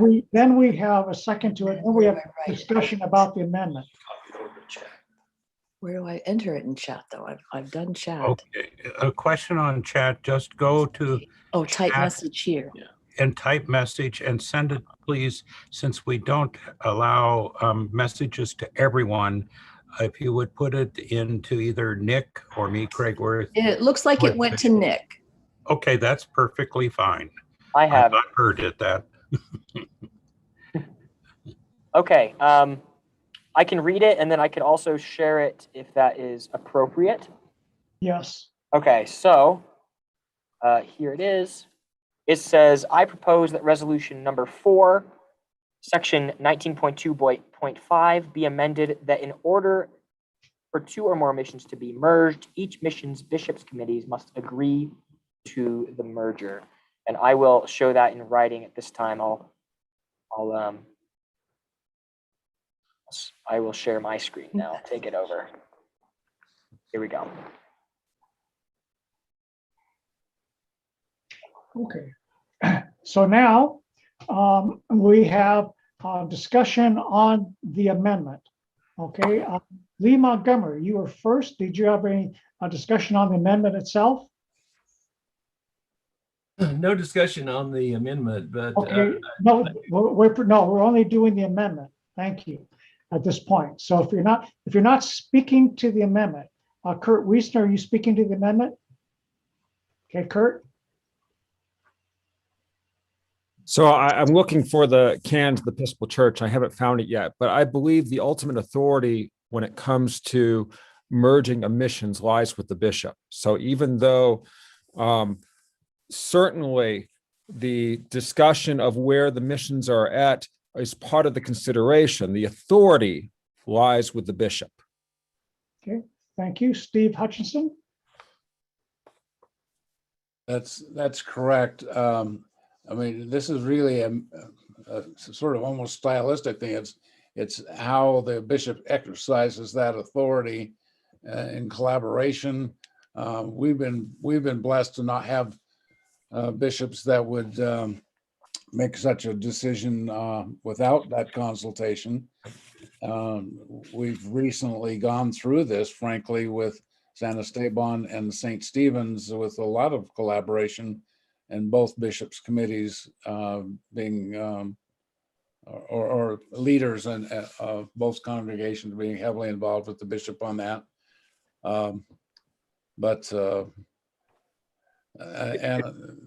putting this in the canon is a little bit awkward because it does raise the question, as Kurt says, of whether or not that's a hindrance or an encumbrance on the bishop's authority. So I believe we'd be out of compliance with the Episcopal Church if we put such language into the resolution. Thank you. So Steve Hutchinson, Canon Chancellor Steve Hutchinson, please. So if this proposed amendment does not meet canonical requirements as the canons of the Episcopal Church, can this amendment proceed at all? I think the best result here would be to have it withdrawn for consideration and discussion at the next convention. If there's something that could be developed that does not raise the question of violation of the general canons or our canons. I mean, you want to be very careful when you're approaching such polity issues with canon language. And I think it would be better if this were to be withdrawn or if the bishop were to rule it out of order. Okay, Pamela, would you choose to withdraw this amendment? I would prefer that it be withdrawn and that further discussion be given to it, because I don't believe that we can always assume, we would hope so, but assume that a bishop would be amenable to considering a mission's objections to merging. And I think those are very valid reasons further consider this. Okay, so you are withdrawing your I'm amendment. withdrawing, yeah. Okay, thank you. The amendment has been withdrawn by the mover of the amendment. Thank you so much. Let me also just step in for just a second to the missions, i.e., when you state that, it'd be the Bishops' Committee of said mission, not the entire mission. So it wouldn't be put, the Bishops' Committee itself would be in consultation. So it wouldn't necessarily be a vote of the entire mission, just for clarification of structure and governance. Okay, now Lee Montgomery, I go back to you now. You had a question or concern about the resolution. Yes, Bishop. I have just a question of clarification. I was wondering if someone could explain in section 19.3.1 the statement that a parish is a worshiping committee capable of maintaining its own church facility. Could someone elaborate on exactly what that means? For example, if a storefront church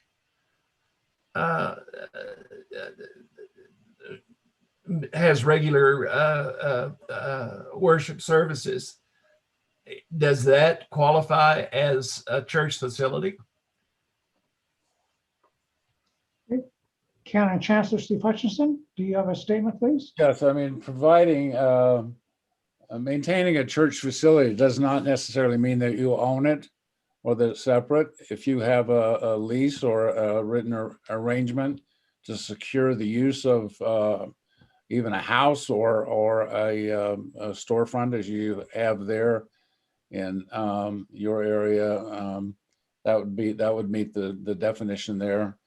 The critical thing is that if the numbers are so small and the finances are so meager that you cannot have a regular location for worship that you've secured either by ownership, by renting it, or some other kind of written use arrangement, then that's not adequate enough to say that you're an established congregation. But where you have an arrangement for a storefront, or you have some other facility, a physical place to establish as your regular site for worship for that congregation, you would meet the standard for this canon. Good. Thank you so much. Thanks for that clarification. Okay, Carolyn Urschler.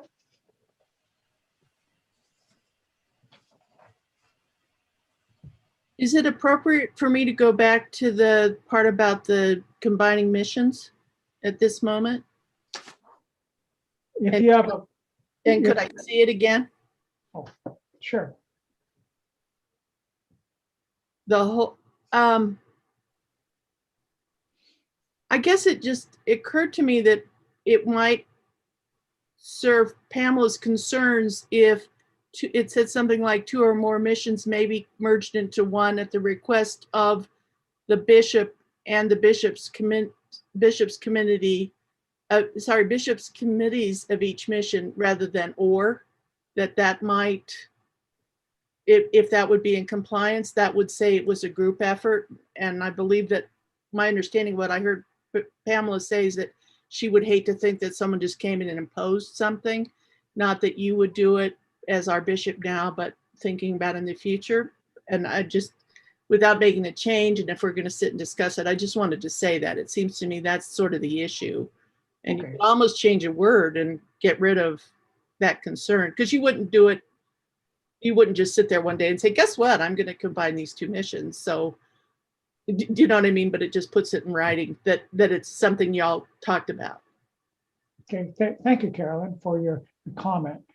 Okay, but you're not proposing an amendment. You're just making a comment, is what I heard you say. I would, depending on what we decide to do with it, I thought there was some question that we might table it. Well, no, we are withdrawing the amendment that was there, which could come back later at another convention and not this particular resolution, but a new resolution will come forward addressing that one section. Okay. And however we roll, I'm not really competent to make a adjustment, but myself, I don't know how to write these things, but that's just my flavor of the discussion. Okay, thank you. And then the person who had the hand up second after Carolyn was, and I've lost that. Who was? I think Vanessa Cato was the second person to was one.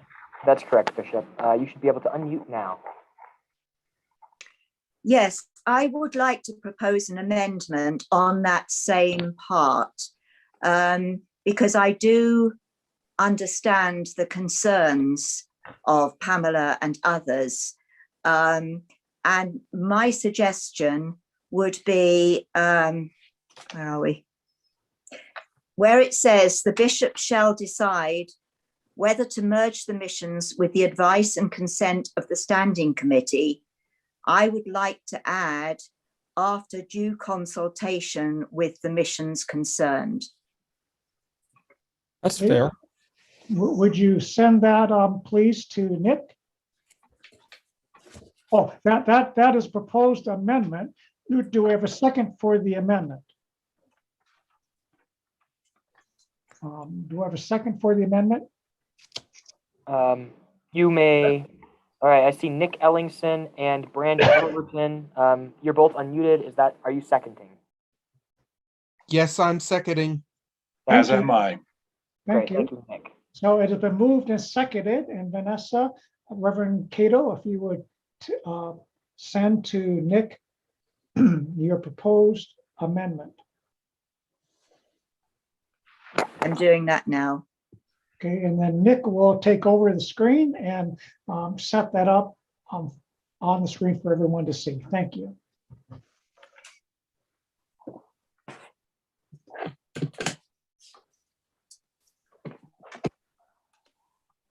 Okay.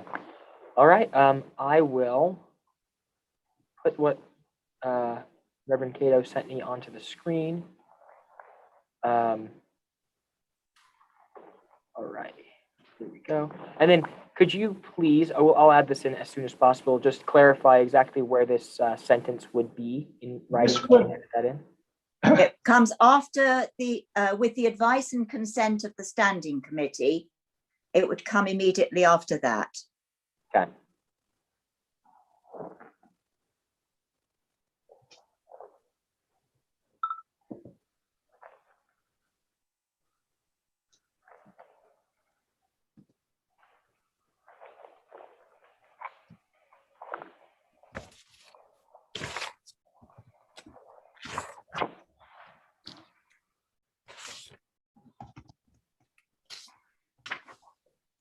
All right.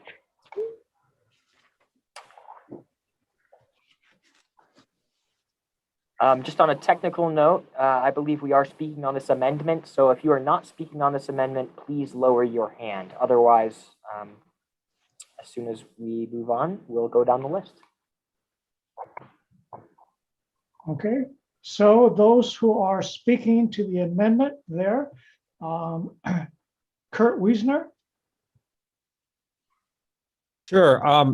I don't believe that there'd be anything wrong with Vanessa's addition because it does stress the desire to involve the missions. The question of the and or, ultimately the bishop still has to have the authority, in the very unfortunate reality that the mission is in a place where they are not listening, not being, that they're not part of it. The bishop still ultimately has the authority. And I still can't find the canon that says this, but I do think that Vanessa's amendment would at least stress how important it is for the bishop committees to be deeply involved in any such question of merging. Thank you. Carol, are you speaking then to the amendment? Carol Bolstover? Yes. Does the proposed change mean the missions concerned or the bishops' committees of the missions? It would be, Both. Because there was there was a difference noted earlier about between the bishops' committee and all the people of the mission. I believe the assumption would be, because in the structure, governance structure of the mission congregation, the bishops' committee would certainly be in consultation with all the members of the mission. However, ultimately, it always would be the decision of the bishops' committee. Right, and I just wonder if that should be the bishops' committees of the missions concerned then.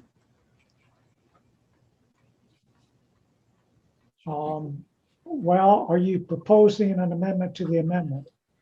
No, I'm just trying to clarify, and if no one thinks it's necessary, it's fine with me. Okay, thank you. Okay, Rick Stevenson. Thank you, Bishop. Just making a comment on the amendment here. Clarification of the point made by the Chancellor previously, St. Stephen's and San Esteban were not consulted last time about the selection of the vicar. As you know, we were notified of that.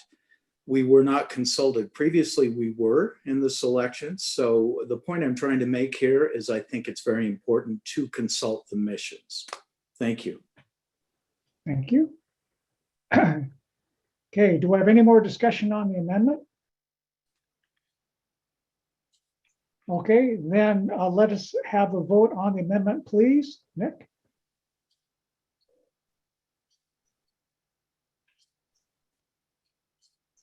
All right. Give me one moment while I bring up this vote, and we'll go from there.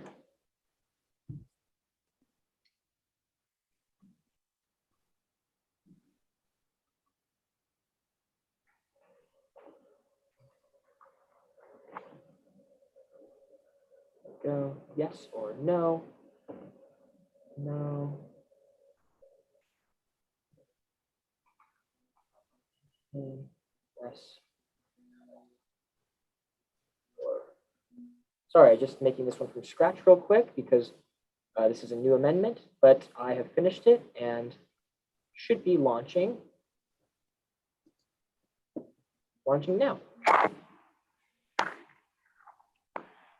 So as always, you can vote yes or no for the first person. If you're sharing a computer, you can vote in the second question. Otherwise, please mark not applicable because you're not sharing a computer. And if this isn't working for you for whatever reason, or places like Holy Spirit where there's 4 people, please message me your other votes.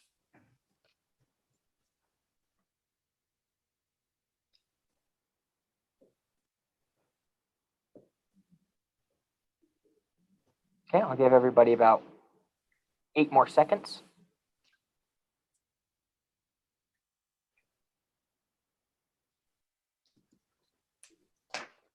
Great. All right, I'll close the poll. Here are the results. Do some quick math. It looks like we have 99 plus 7 yeses, 106 plus I received 4 in the chat. So 110 yeses and 16 no. Okay. Therefore, it passes. The amendment passes. We now turn ourselves to the resolution itself. Do we have any further discussion on the resolution number 4 itself? Jennifer Tucker? My bad, I accidentally here we go. Now you should be able to unmute. Thank you, Bishop. I don't know how to do this within the parliamentary procedures, but I'm just aware of the emotional reaction to what's being discussed. And I think it would be helpful if you could maybe explain why. I know last year when this came up, we didn't know that San Esteban and St. Stephen's were in this process. And so my 2 mission churches immediately texted me and said, is the bishop merging us without talking to us about it? And I just think maybe if you could clarify that this isn't intended so that you can just send an email out and tell 2 missions that they're now one, that might be helpful. No, especially in, so for instance, let's say there are two missions that are 1 mile apart. That'd be a case where you'd say, let's not have two missions 1 mile apart. However, in the case of St. Michael's and St. Peter's, how many miles apart are you? I mean, 30. So it wouldn't make much in the way of any sense to do that. But in the case of you have two missions in one building, it makes good sense to have that conversation. Okay. Thank you. Ivan Adams? Yes, my question deals with the first two there, the 19.2.1 and 19.2.4D. I wonder if Steve Hutchison would clarify for me if there's any kind of a conflict there between the 5 mentioned in one and the 20 mentioned in the other. Does that present some kind of a technical problem? Steve? Let me look just a second. Let's see, microphone muted.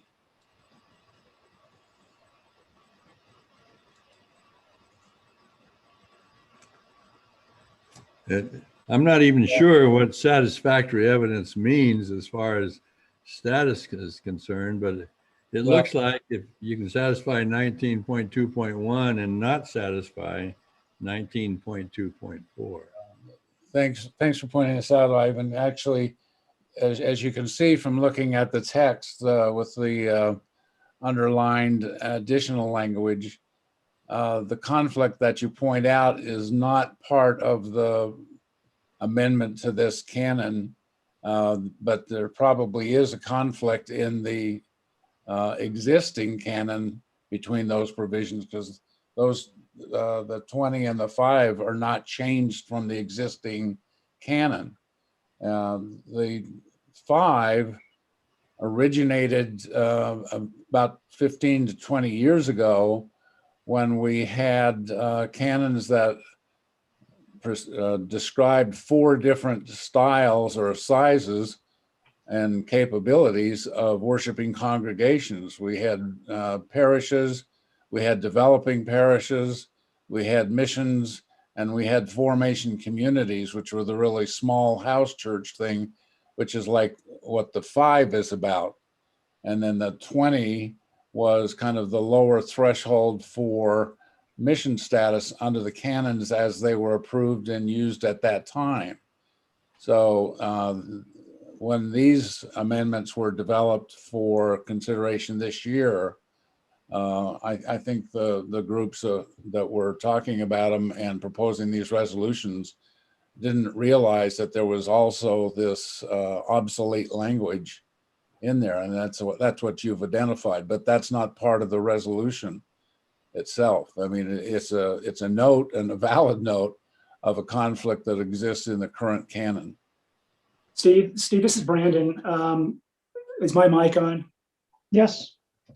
I think that I've got the canons here in front of me. I think 19.2.4D is part of the provision that relates to admitting a mission as a parish. So I think that's why that threshold is higher in 2.4D.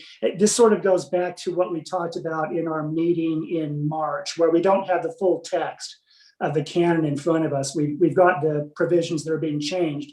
If we had all of 19.2.4 in front of us, we would see that that is the provision that contains the thresholds that missions need to meet in order to be admitted as parishes. So I think that's why that different number is there, that higher number. Thank you. Okay, that helps. I think one of the problems would be is that I don't even know what satisfactory evidence means as far as the technical bit of a parish or a mission goes. So I wonder if it's even necessary. But anyway, I understand what you're saying. Thank you. Okay, thank you. Okay, now we have a new hand raised, Katie Harwood. All right, you should be able to unmute now, Katie. Hi, to the comment just made about satisfactory evidence that the congregation has been holding regular worship services, could that not be restated to say, based upon, and I'm going to say it wrong, but don't we keep roll call basically for average Sunday attendance? And could that not be the evidence that's required? And not sure how to state that a little bit differently, but that's what I would go off of. Stephen? Well, that I think what you're saying is essentially the record from the service book for services that are held there, which are, as I recall, the same basis for documenting statistics that are part of the parochial report each year. And so I think that is what is contemplated as the typical source of information of how many people were present for each service. Okay, thank you. Not by name, but by number. Okay, thank you. Any other concerns or discussion on this resolution? Okay, Nick? All right, I see no discussion either. So with your approval, I will open that poll. Please do. All right, here we go.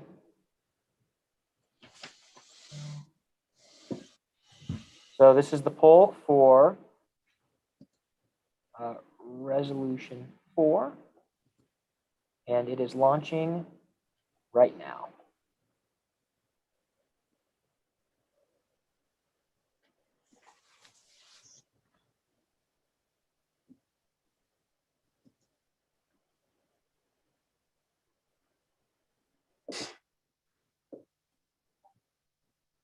Great job. We're getting faster every time. We're almost to where we peak usually, so I'll give you 15 or 20 more seconds.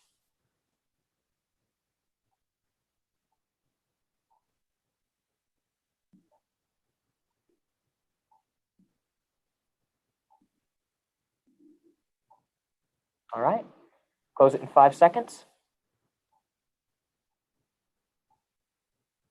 Here we go. Let's look at these results. So it looks like we have received 99 plus 7 votes in favor, plus so that's 106. And then I received 3 in the chat, additional yes votes. So 109 yes votes and 11 no votes. Okay, thank you. So the resolution passes.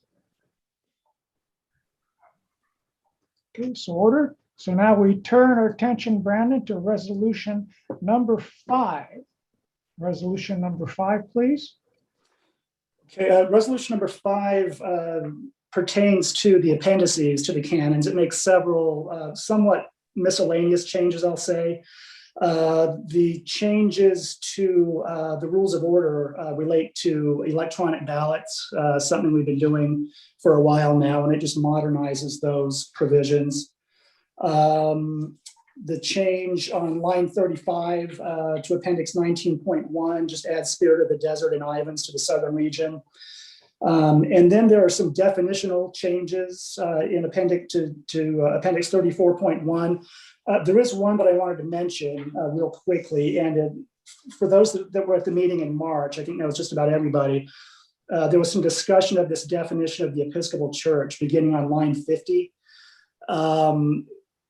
The intention of that definition is for that to be consistent with the language that the Episcopal Church itself uses in defining itself. And so that definition there has been expanded a little bit from March, just to make the language in this definition match exactly with what's in the preamble to the Constitution of the Episcopal Church. We had discussed that a little bit in March, so I just thought I would bring up that point. So that being said, on behalf of the Resolutions Committee, I move adoption of resolution number 5. Thank you. Thank you, Brandon. Do we have any discussion or debate on resolution number 5?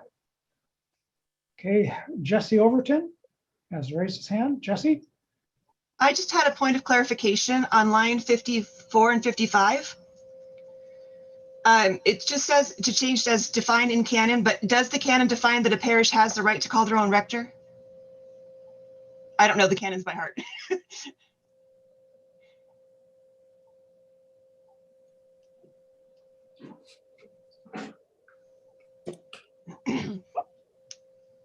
So it's a point of clarification that you have there. Is that the intent of it? Just you're asking a point of clarification? Yes. Okay, thank you. Steve? I wasn't part of the discussion on this, but I think taking the sentence out about the right to call a rector, since the calling of clergy is provided for elsewhere in the canons, was intended to eliminate the confusion of whether or not a parish has a right by itself to call someone to be their rector without regard to the responsibilities and authority of the bishop of the diocese. Any calling of any cleric to a congregation includes a review and approval by the bishop under the canons and the background checks and other kinds of things for qualification. So I may be speaking out of turn, maybe Brandon correct me if I'm wrong, but I believe the question, the intent was that the language that was in there before wasn't really helpful because the process for calling a rector is different than what's defined as a parish. Yeah, I think that's right. Unfortunately, we're missing one of the key parties who was involved in the drafting of this language too. The chair of the Constitution and Canons Committee, Sandra Corp, couldn't be here today due to a family emergency. So we're one person short on some of the explanatory stuff. But I think what Steve is saying is correct. Okay. Thank you. Hand raised, Mary June, Canon Mary June Nestler.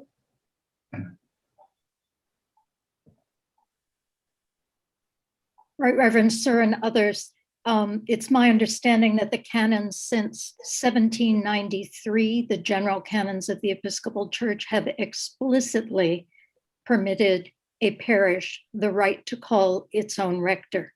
However, they can call their own rector. Again, this has been our practice for 200 years. It is the bishop who must institute the rector and thereby give permission for the rector to serve. So excluding this line, taking this line out here is, I think, appropriate and covered mightily elsewhere in the general canons. And by tradition and history. Right. Thank you so much, Canon Nestler. Any further clarification needed or debate? I see none on my end at this time. Okay, I therefore call for the vote on resolution number 5.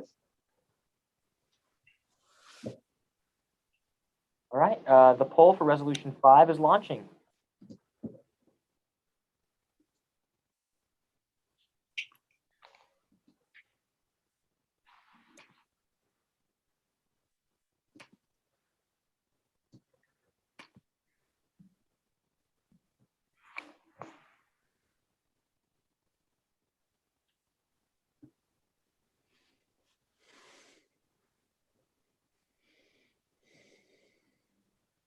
Give everybody about 15 or 20 more seconds to vote or send me a chat.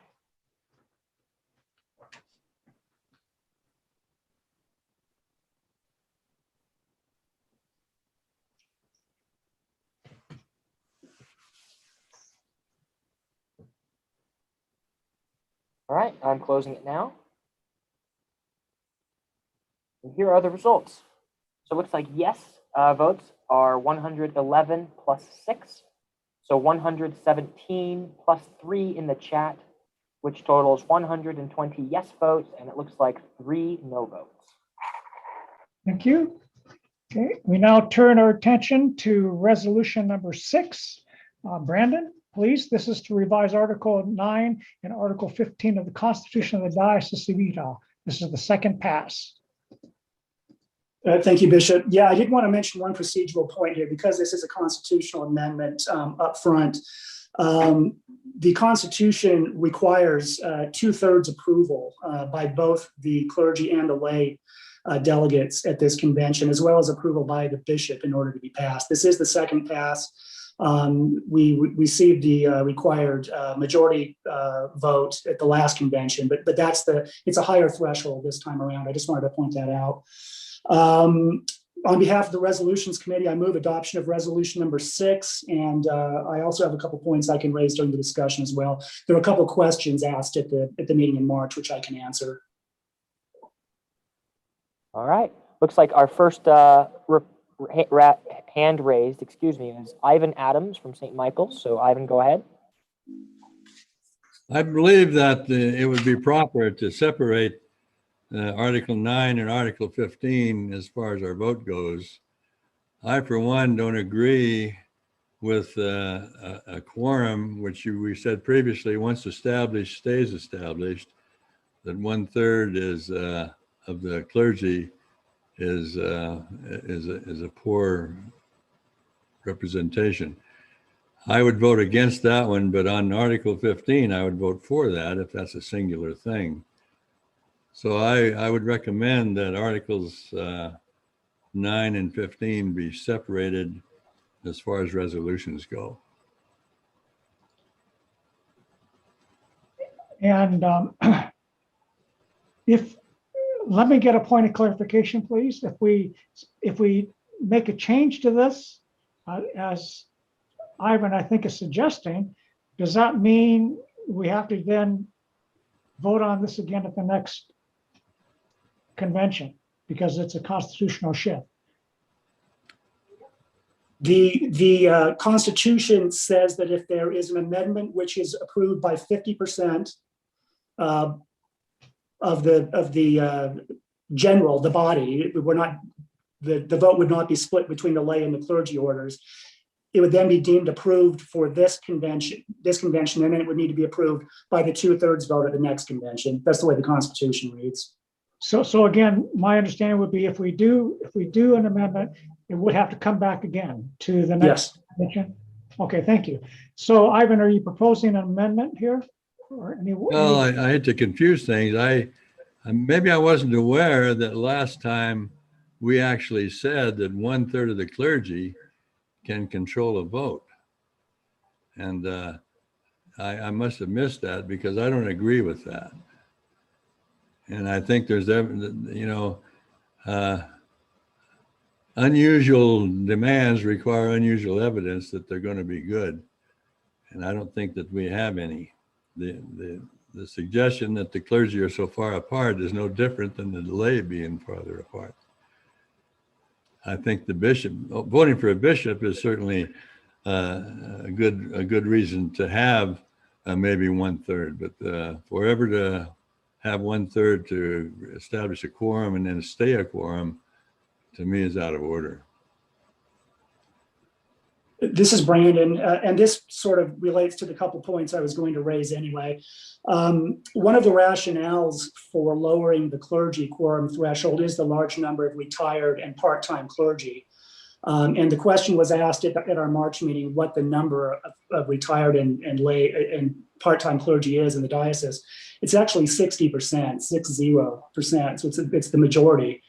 And so if the assumption is that for various reasons, it may be more difficult for them to attend in person, and obviously historically these meetings have always been held in person and require some travel for some people,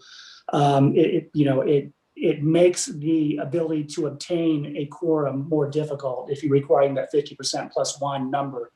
I'll also point out for today's convention, there are 29 clergy in attendance, which is just over 52% of the number that are entitled to seat, voice, and vote at the convention.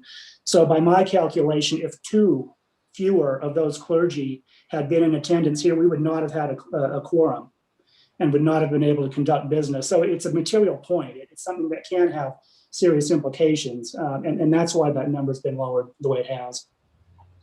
Well, if a clergy is not going to stay active, whether they're retired or not, then they don't deserve to be on there, in my view. 1/3 to control an entire situation is not in accordance with, proper governance. Thank you. Thank you, Ivan. Who is next in line? Looks like next up we have Kristen Madden from St. Paul's. Okay, Kristen. Thank you, Bishop and Nick. I am firmly opposed to both of these. In the ordination of a priest, page 531 of our prayer book, the examination. Now you are called to work as a pastor, priest, and teacher, together with your bishops and fellow presbyters, and to take your share in the councils of the church. That is something that a priest at his or her ordination agrees to do. The fact that we have retired priests does not change the fact that one third of clergy in a diocese is insufficient, in my opinion, both for quorum and for the election of a bishop. Thank you. Thank you. Then the Reverend Kurt Wiesner, please.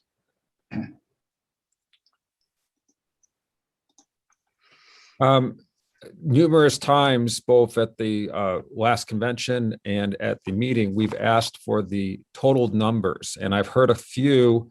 I've heard 60% part-time, which retired, which is helpful. And I think in passing, I heard it said to Dave Saxon that there are 55 clergy in this diocese. Was that the correct number that I heard? I believe so. That was the number given. And do we know how many are those are retired and how many of are part-time? Do we actually have the numbers to share, which could help at least put some context to the reason why this is being suggested to be 1/3?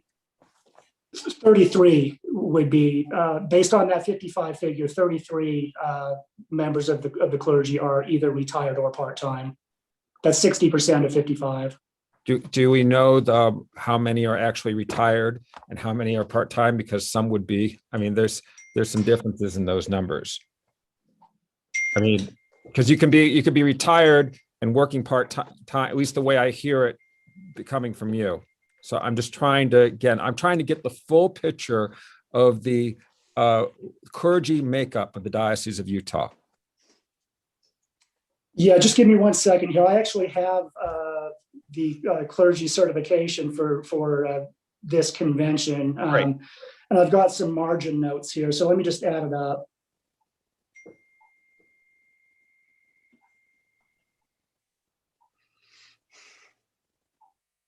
So I have 7 part-time clergy and 26 retired clergy.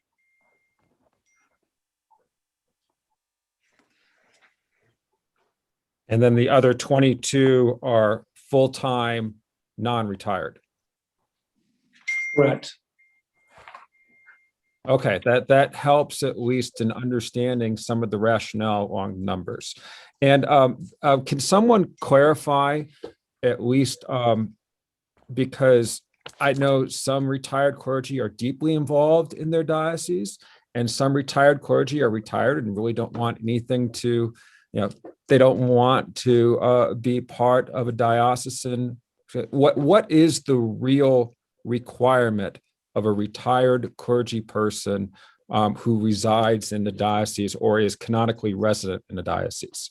Can someone give that definitions to the convention?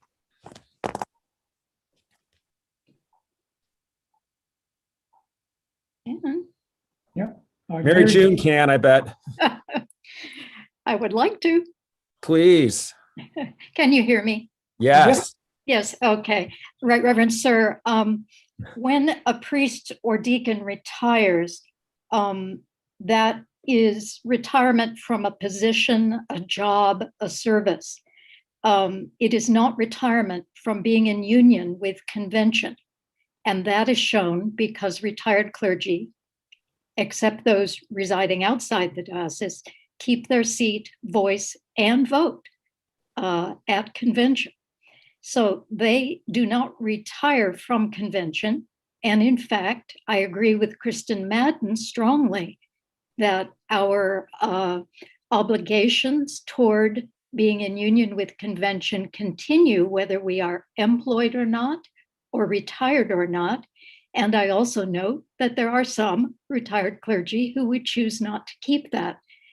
I am a retired priest. I serve voluntarily now with as an Episcopal Church missionary in Jerusalem. And I see how important it is for me as a retired priest to maintain an active life with my convention and my diocese. Thank you, Mary June. Okay, Kristen. Whoops. You're muted, Kristen. Replied to my comment, but my comment also is many years ago, we had an issue in the diocese of trying to bar retired clergy from voting in the election of a bishop. And it was fought, we did not pass it, but during that time we had long discussions of what is a retired clergy? Are they active? Are they inactive? And there really is no way to say, okay, you have to tick 3 boxes to be active, otherwise you're inactive. There is no way to do that. It's either retired or not retired. So that, I just wanted to make that point. Thank you, Kristen. Okay, Reverend Marianda.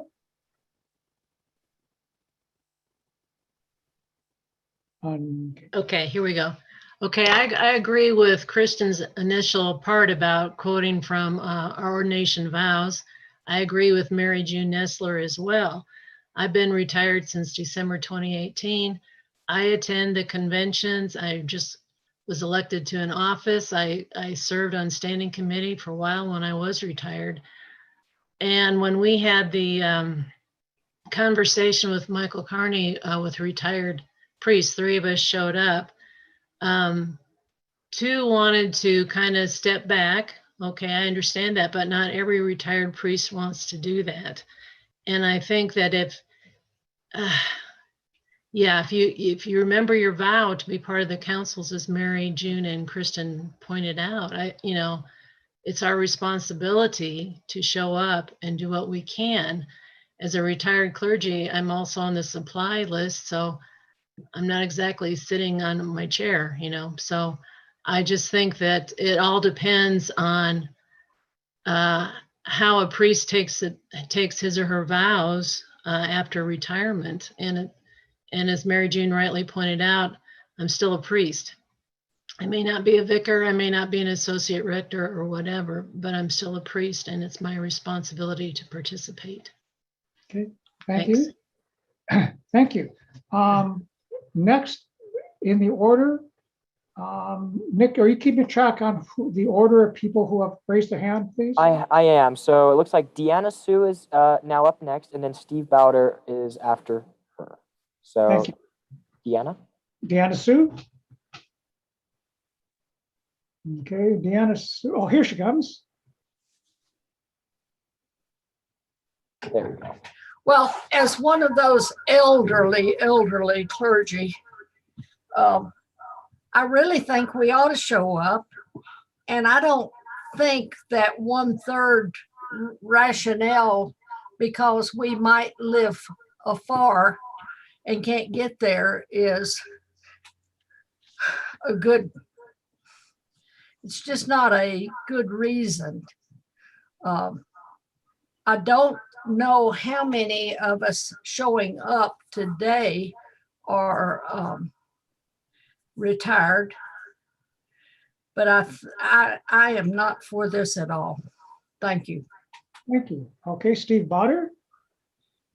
My point of clarification is on number 4, is clergy entitled to seat, voice, and vote? Do they have to be present either in person or virtually to vote, or is this just the standing body? So I'm kind of not clear about that because I have a comment, but I'm not sure what this really means. Well, Brandon?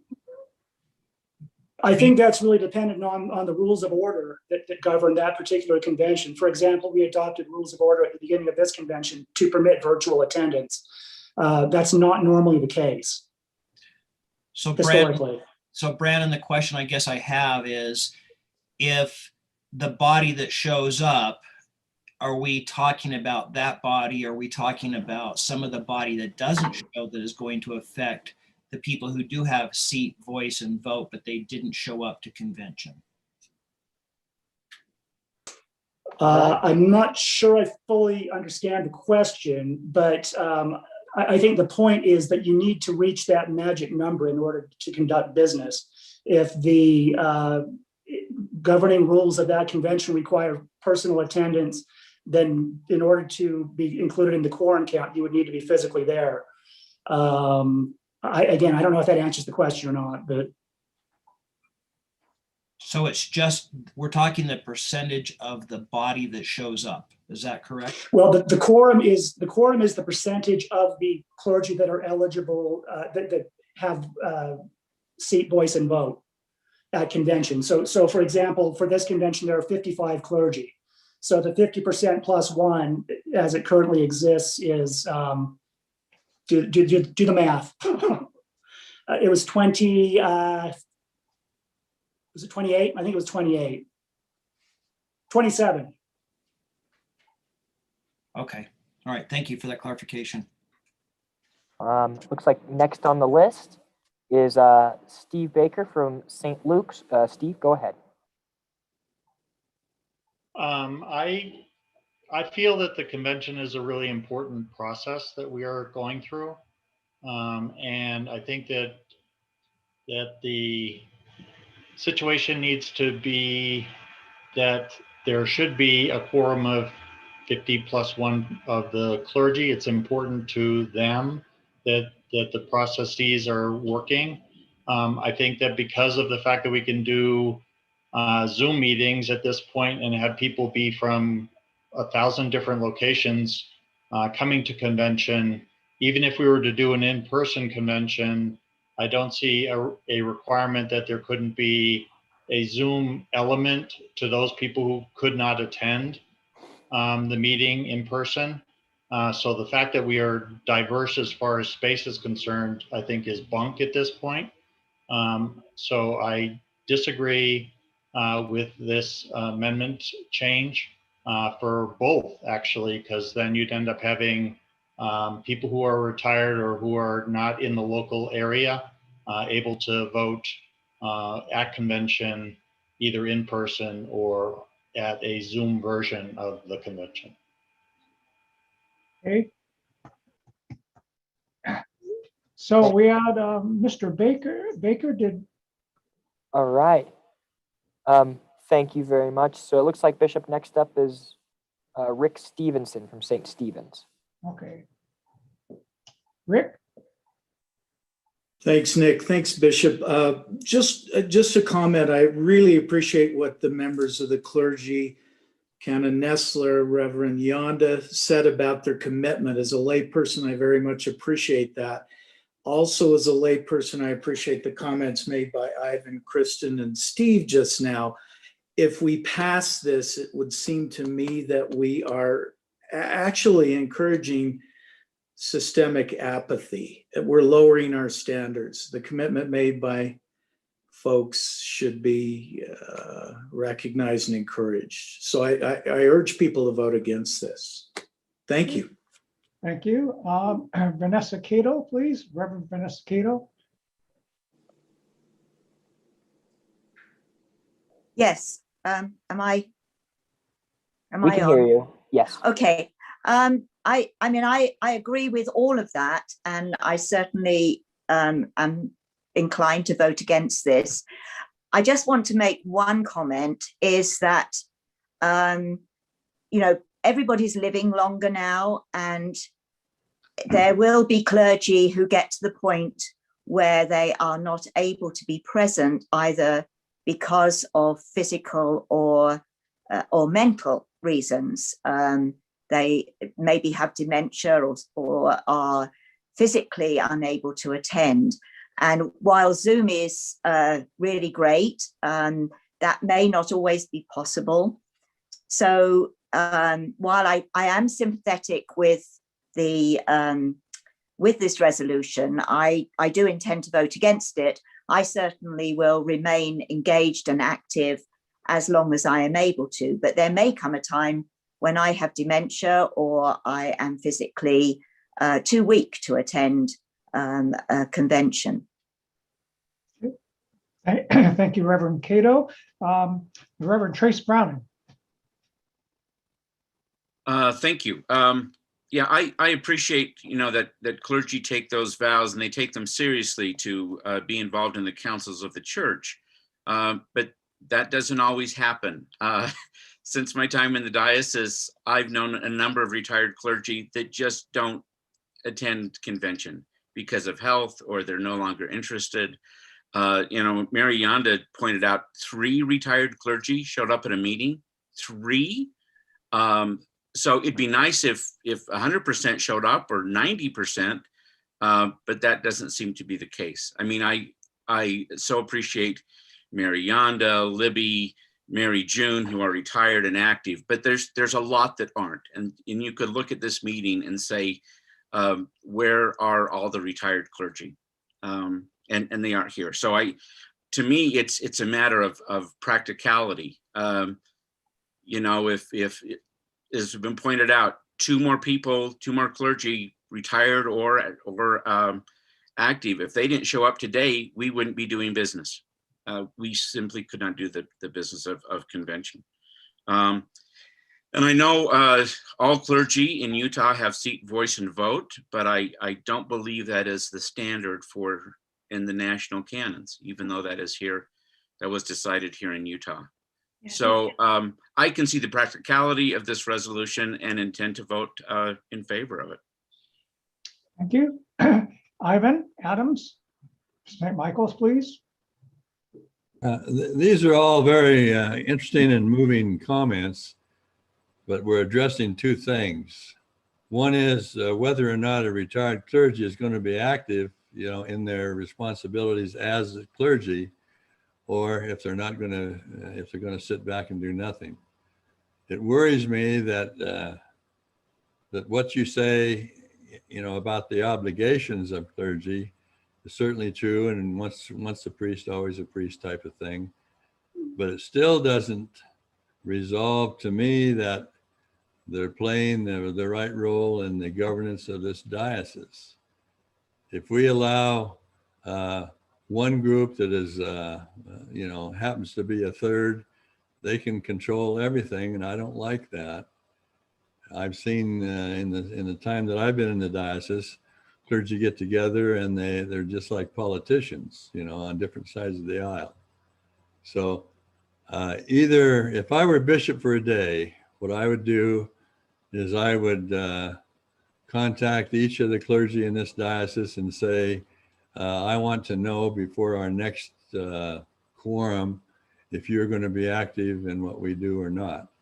And then they bow out. That doesn't absolve them of their clergy responsibilities, but it does say they're either going to take part in governance or not. Yeah. I hate to be controlled by a small group of people. Thank you.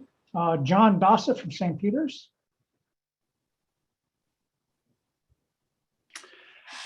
Well, I would have to agree with Ivan and Steve and Rick.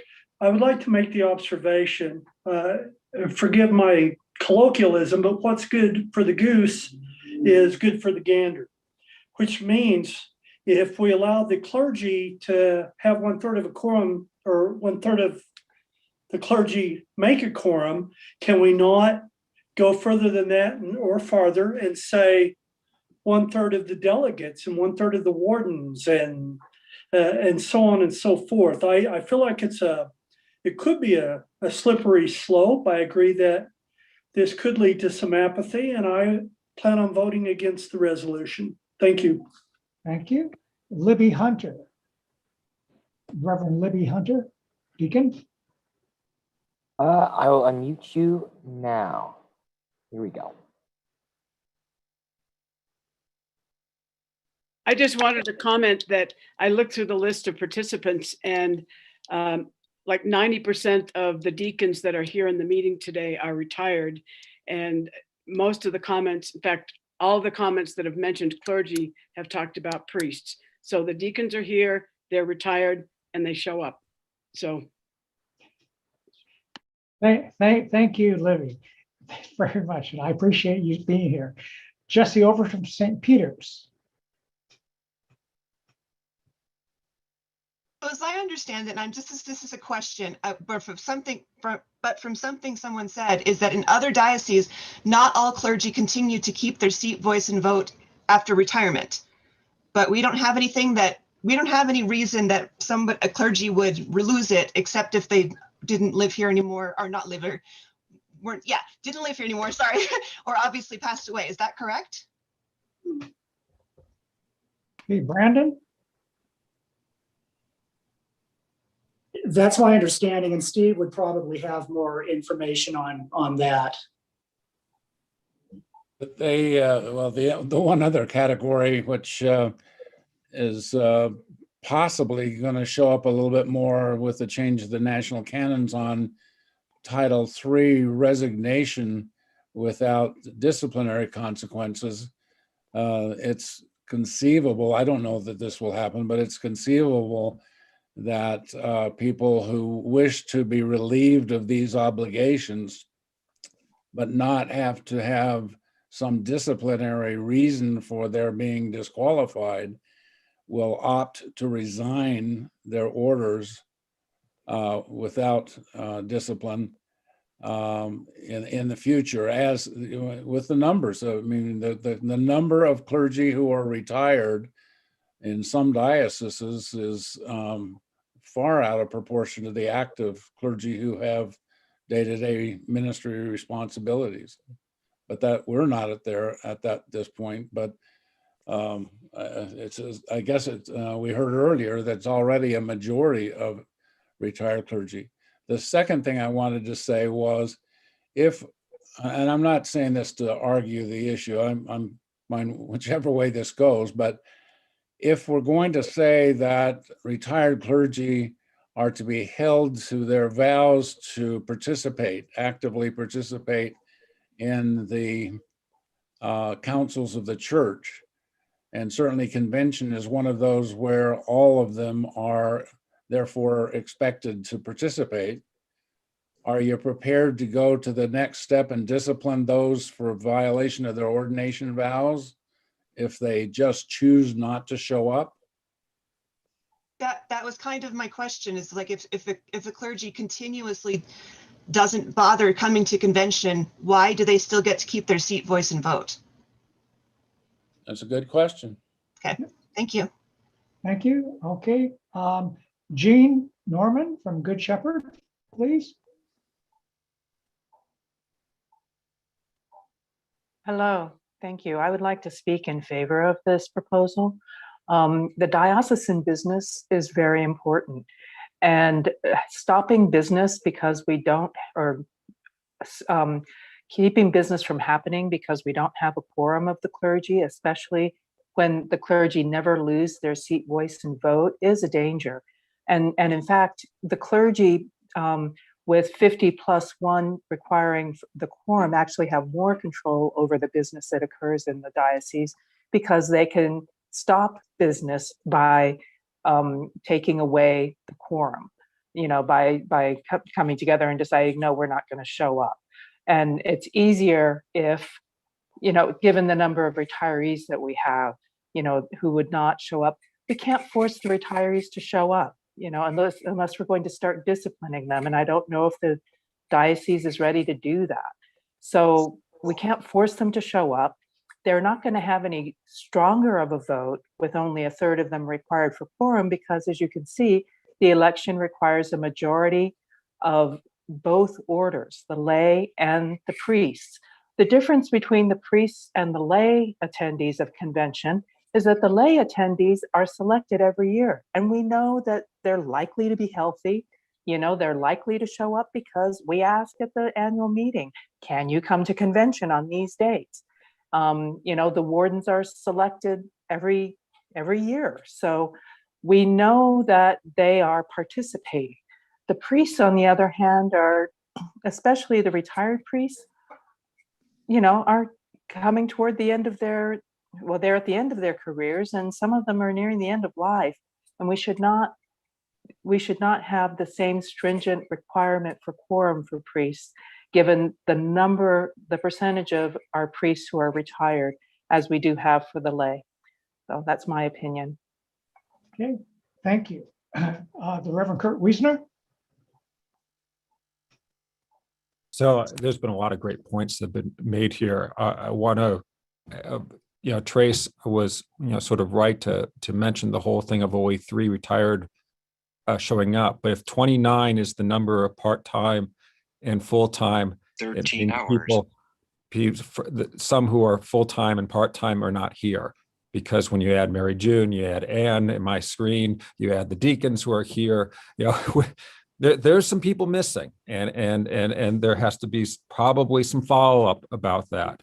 I think I'm against this version, this understanding of the 1/3, but I do feel like that since we have made the decision to give seat, voice, and vote to retired clergy, which I think is a great thing, there probably needs to be some work done to see who is planning on exercising that as a retired person. And the quorum should be based on that number, plus all of the active clergy. All the active clergy have to be here. I mean, that's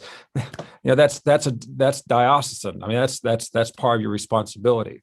And I think that I want to be able to see all the retired people who are often every bit as active as someone who's officially active by the church pension qualifications to be counted and part of the required number, but some allowance for those who might, health-wise, just is no longer going to be part of the council of the church.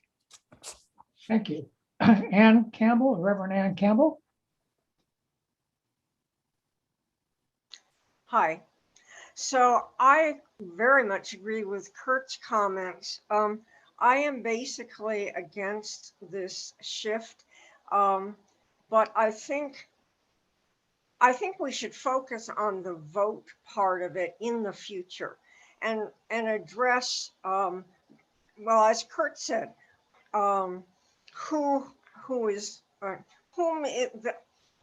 those of us that are retired need to have a way of saying that we do not want to claim our vote, so that the quorum can be understood in voting to deal with those who are active and who do wish to be involved.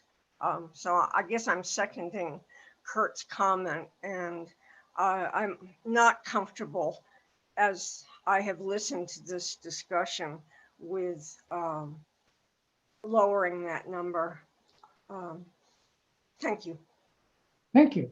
Okay. Canon Mary Jo Nestler, please. I think there's an easy solution, and we already have it. Any cleric, whether retired, not working, or active, who is going to be absent from convention is supposed to notify their bishop and ask permission to be absent from convention. That's already in the canons. And I'm sure that permission would be granted to any cleric who feels strongly they don't want to participate or who is too ill to do so.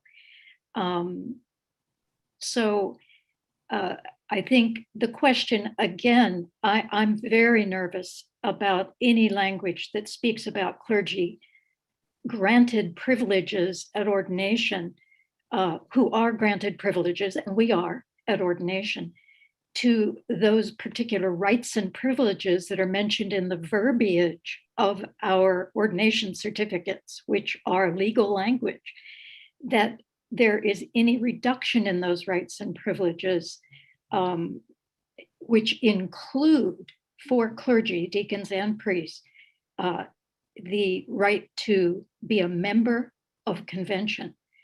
So I would like to ask, because I've heard something floated that I feel is actually rather dangerous, and I'd like to have specific numbers given to convention when that's possible. It may not be now. And that is how and why, and if other dioceses are in fact limiting the voting of retired clergy. I would think that's a real constitutional issue. Thank you. John Dillon, the Reverend John Dillon. Unmute yourself, please, John. Can you hear me now? Yes. First of all, I don't think we should compare ourselves to other dioceses. The Diocese of Utah has its own special problems. And I think it's important that the retired and we have the experience to know the problems we face.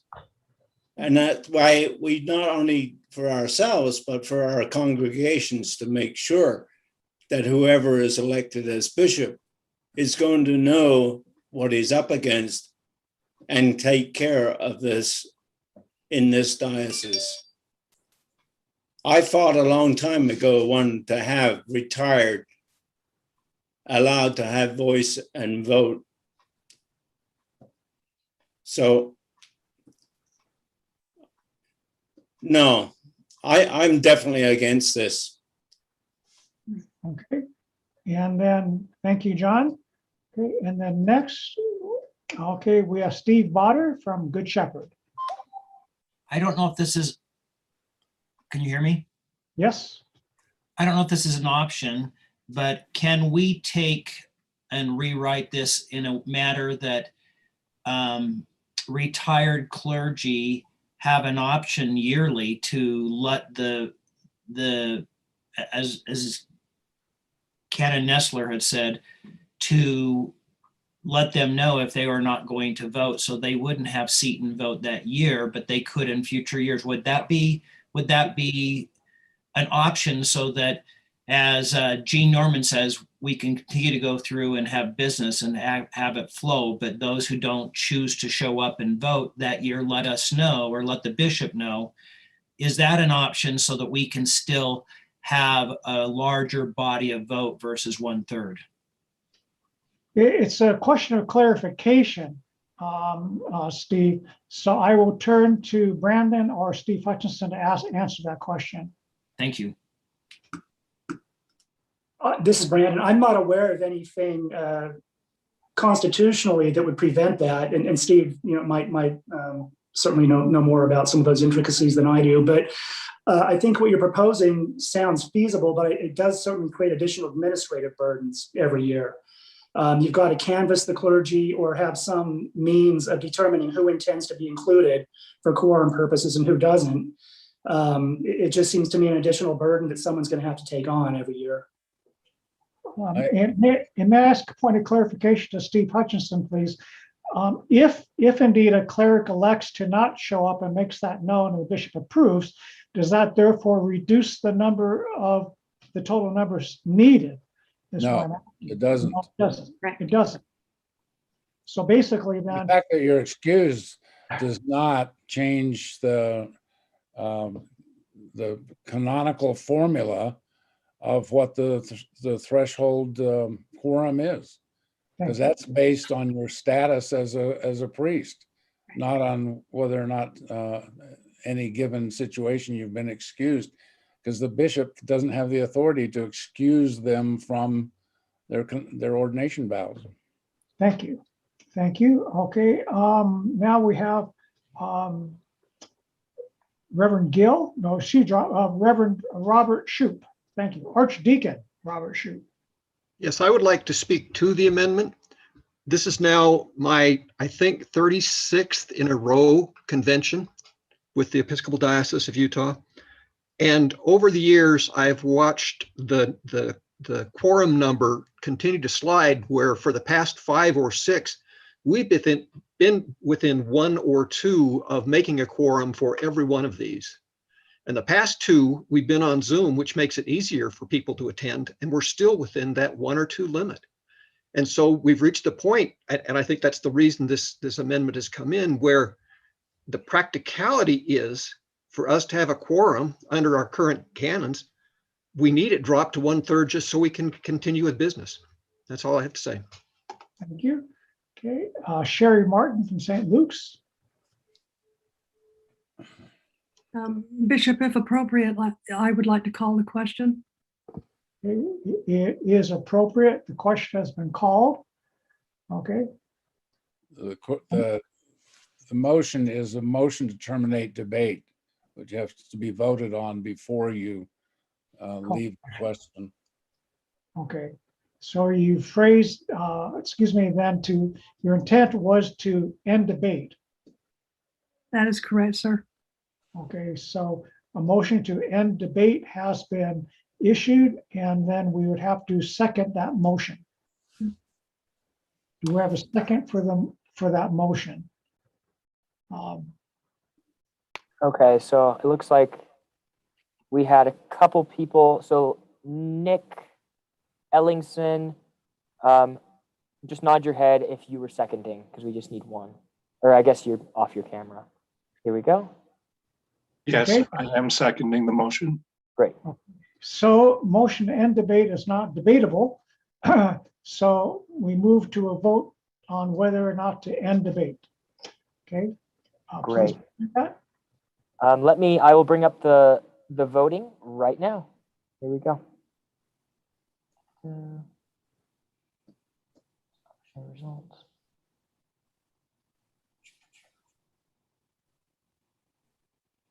There we go.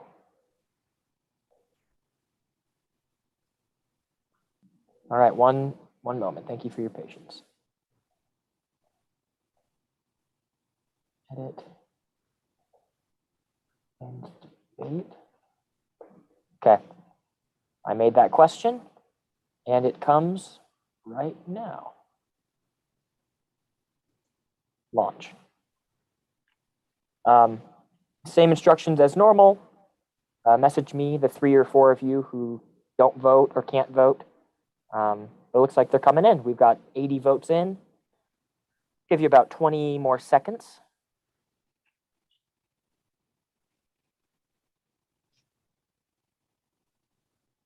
Okay.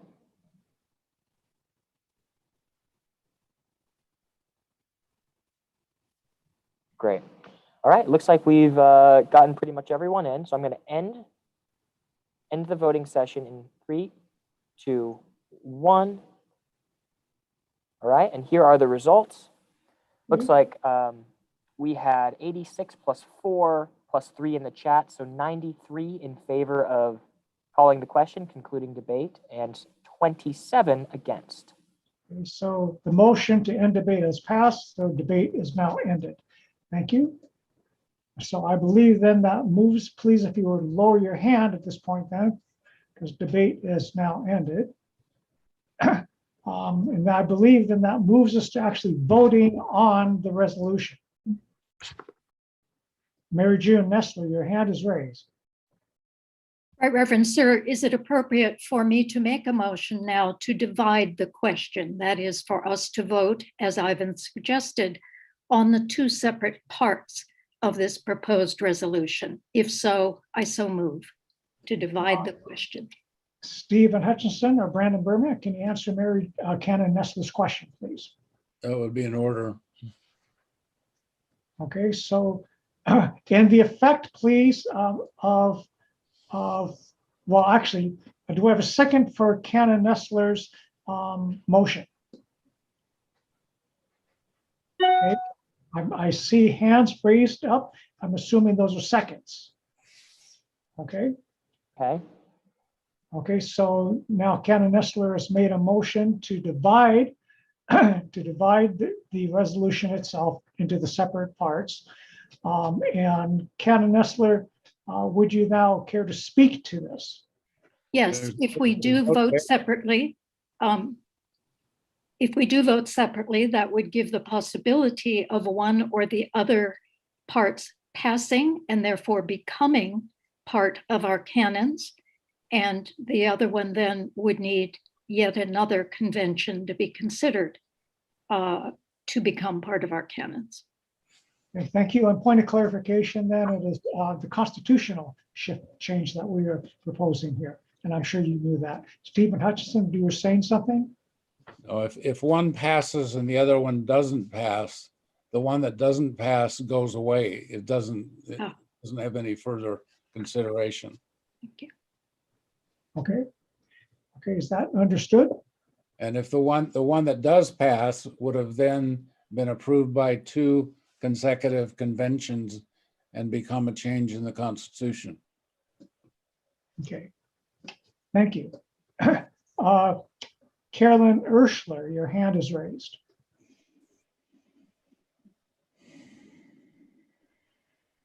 All right, you should be able to unmute, Carolyn. So what would the net effect be? 1/3 would vote and 1/3 would be seated? I mean, doesn't it sort of say the same thing both times? Could someone explain what the net effect would be if we approved one and not the other? Okay. Turn to Brandon or Steve. Yeah, there are two parts to this. The first part, Article 9, deals with quorum at Diocesan Convention. Article 15 relates to election of a bishop. So they're two separate meetings that have their own or could have their own quorum requirements.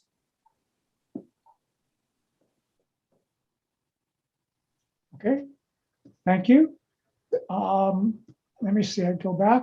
Carolyn, lower your hand, please, Carolyn, unless you have another question. Mary McIntyre?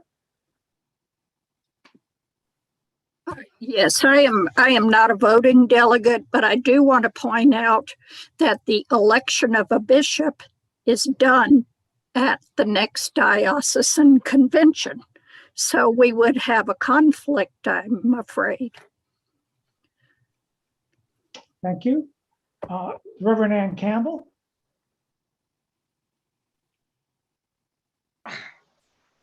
I forgot what I was. Oh, I know. Will somebody please put up on the screen the number of total clergy, the number of present clergy at this convention, and the number, therefore, of people that are not being active in their retirement. That makes sense? Mm-hmm. If we could have that, if we can get the numbers in to Nick, if we have them, please, then I suppose we can do that for you. Thank you, Ann. Bishop, that was, I could tell you the numbers at the beginning of the meeting were 29 of 55. 29 clerics were here and 55 were able to be here under our canons.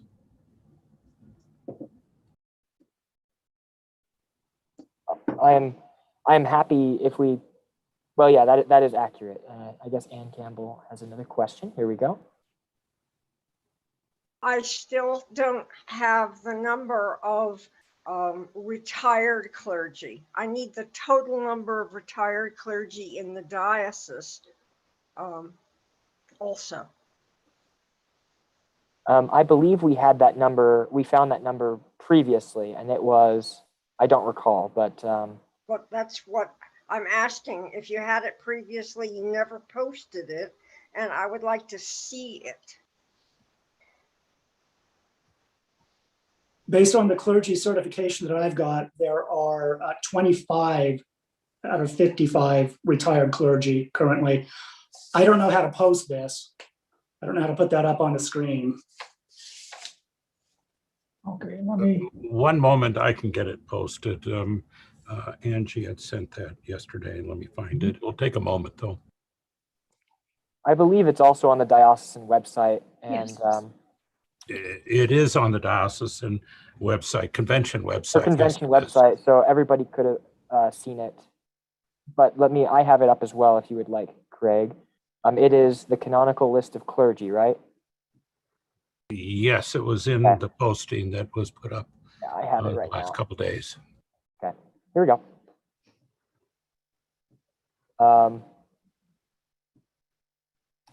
So this is a list, and Brandon, I assume you just counted based off this list, correct? Is that?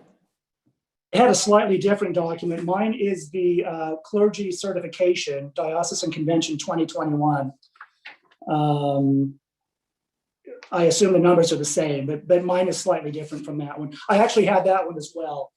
The numbers that I gave came off of this one. Okay. Came off of the Clergy Certification.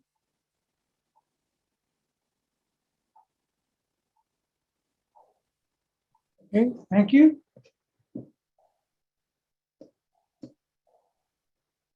Okay, moving then to Kristen Madden. You're muted. All right, you should be able to unmute now. Thank you. I had written down 26 retired clergy earlier, and then someone just said 25. I'm just a little.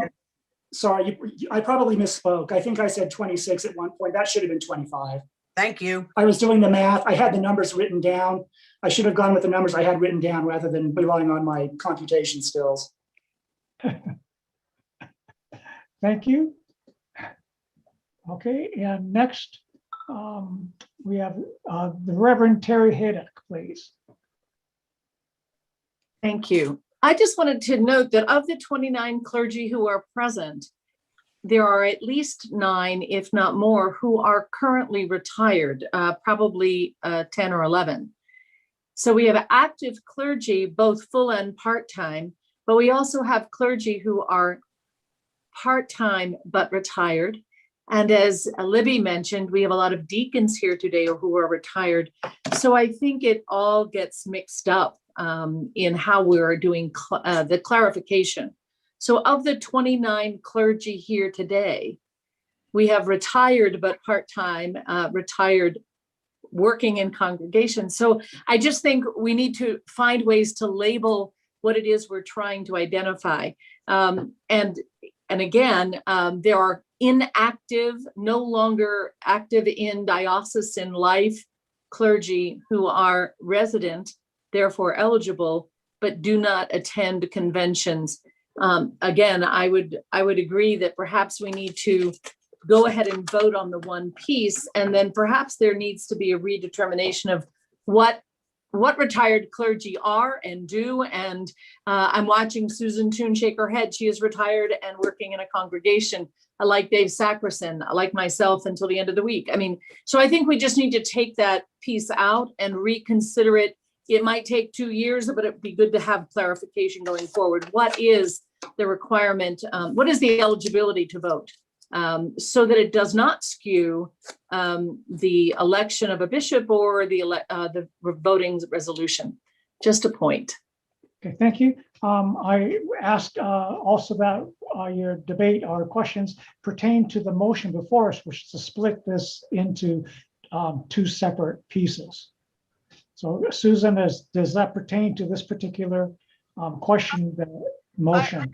Thank you, Bishop. I just wanted to tell Terry, thank you for bringing that up, because previously I kind of felt left out. I might be the new one person that you didn't count, Brandon, because I was just retired beginning of February. So I might be the number one that put you to 26 instead of 25. But I am retired and I am still working. And I feel like sometimes we get left out as if retired don't work. And I want to be part of the cohorts that are working. And I not only serve at St. Mary's, I'm the Dean of Tuttle School. I'm working more than full time. So I don't want to be left out just because I'm retired and old and, whatever. I just don't want to be. I think we need, like Terry said, we need to redefine people that are retired and that are still working. The other thing to think about is that St. Mary's just received a grant application to be a part of Thriving in Bivocational Ministry. And part of bivocational ministry may be in the future a small parish that cannot afford to pay a clergy person to be there. And that person, maybe they want to move to a small town and that small parish cannot afford to pay them. And so that retired person may be a clergy person for that small parish, and we shouldn't exclude them in the voting just because they're retired or ignore them because they're retired. So thank you, Terry. Okay, now again, we are debating on speaking to the motion in front of us, which is to split this resolution into 2 parts. So please, your comments to address that particular point. Okay, so Rick Stevenson. Thank you, Bishop. I'd like to move previous question on the motion before the convention. the previous motion to move, excuse me, I'm not quite clear what exactly what's being asked. So end the debate. So if I moved previous question, it's to end debate like we did earlier. Okay, so you're moving to And end go to debate. vote. Okay, make a motion to end the debate on this. Correct. Correct, okay. So Thank a you. motion is made to end debate on this particular motion. Do we have a second? Okay, it looks like we have a second. Joe Frank, I'm assuming that's a second. Nod your head. Okay, okay. So now then, let us move to voting to end debate on this motion to split the resolution into 2 parts. Thank you. May we have that posted, please, Nick? Yes, it is launching as we speak. He doesn't know what previous question is. Here we go. So this is to end debate, yes or no, and then obviously second person, most of you will choose not applicable. We should be good. Give everybody about 10 more seconds. This is coming in fast this time.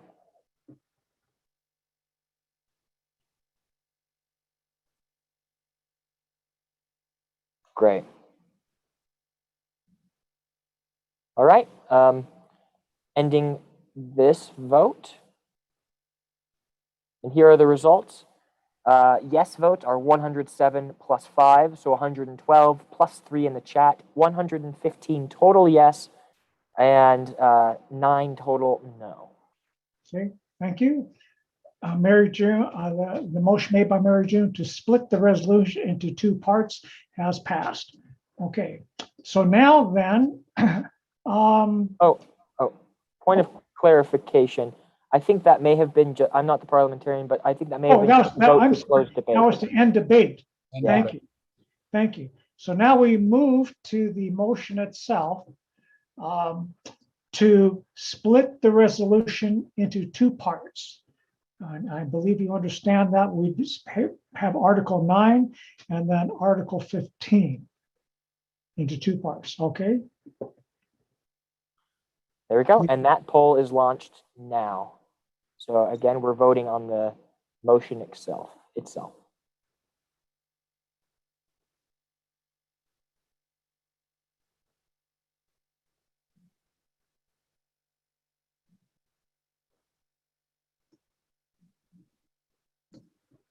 Great. I'll give everybody about 10 more seconds. Thanks for everybody coming in the chat still.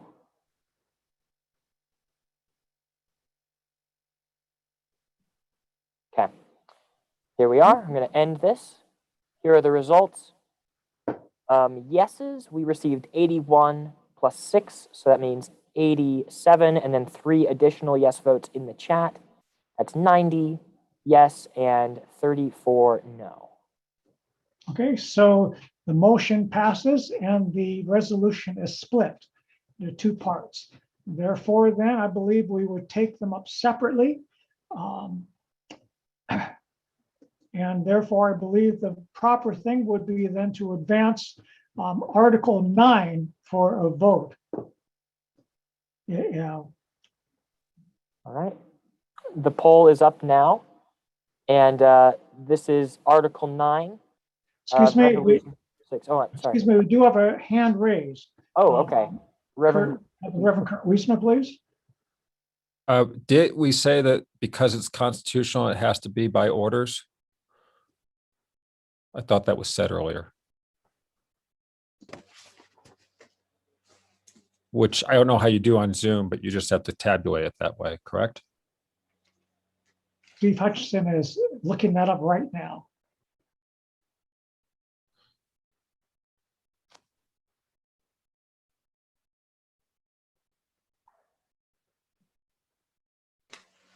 We also have a...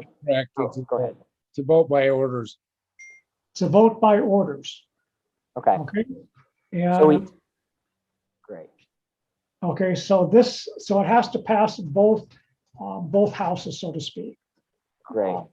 Okay, And then we have another question that has been raised at Holy Spirit.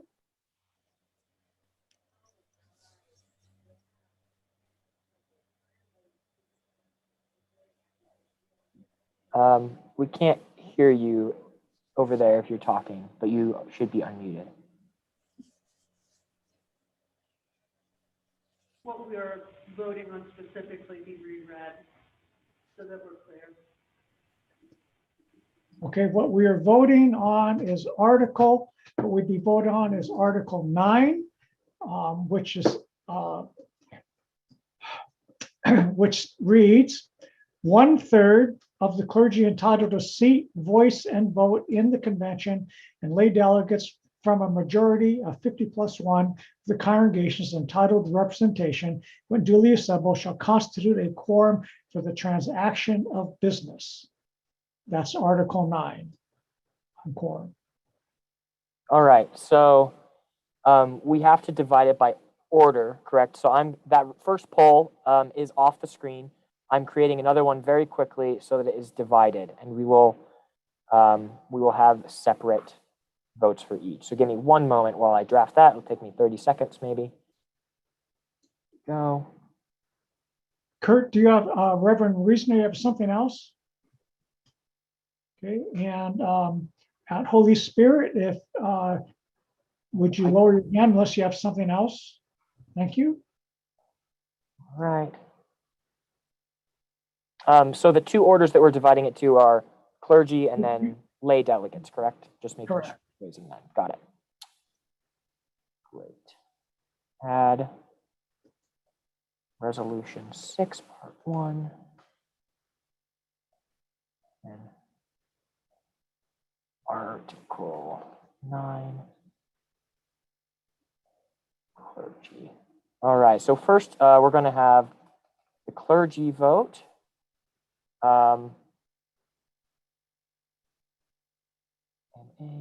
Yes, no. Okay, got it. Here we are. We're going to save this.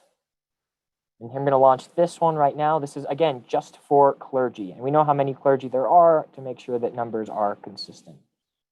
Here it comes. Clergy Resolution Part 1, which was Article 9.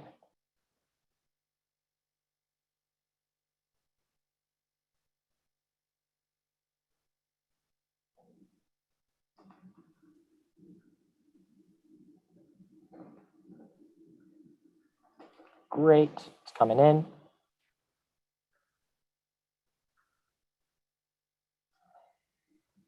Great, yes, no.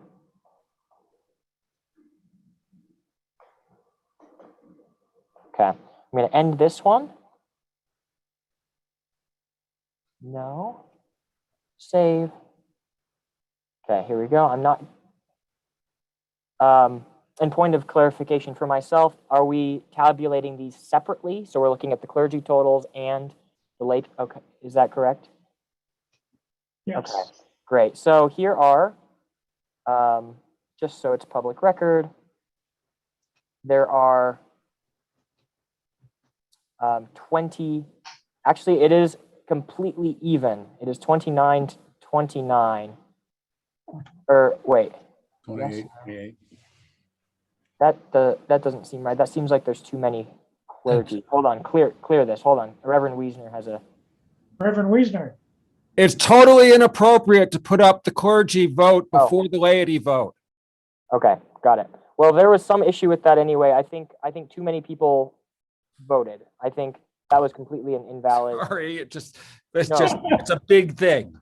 No, absolutely. My apologies. So great. So everybody's going to receive this vote.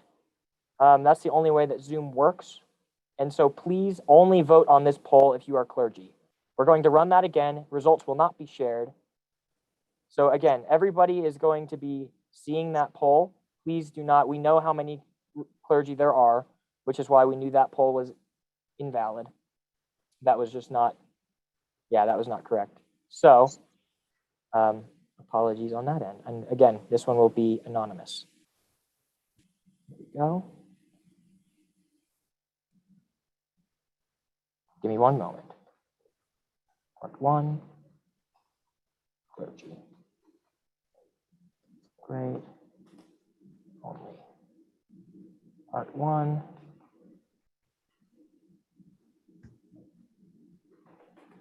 Article 9. Yes. No. Clergy only.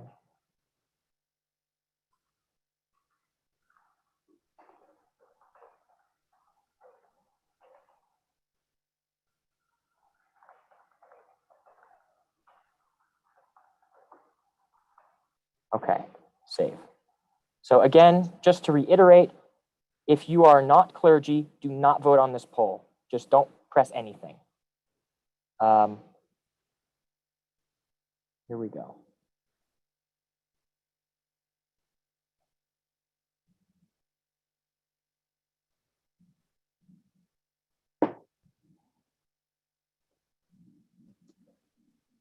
Be anonymous.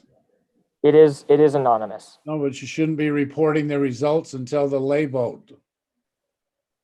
Absolutely. So, sorry, co-hosts can see. Only you and me and the bishop, who I'm not voting, bishop's not voting. That's just the way it works since we're monitoring the vote input. So nobody, every 130 other people cannot see. All right, thank you. You're welcome. Okay. Jonah, so do we, at this moment in time, we also do not announce the results? That's right. Steve? Wait till you have both orders.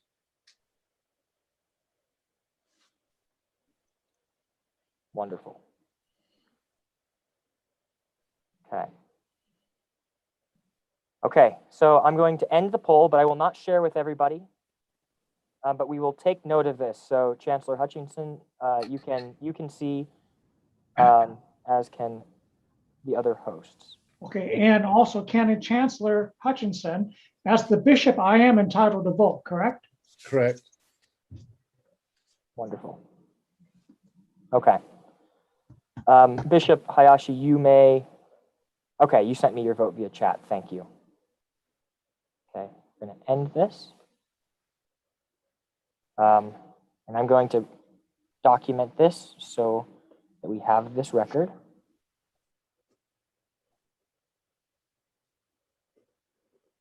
Okay.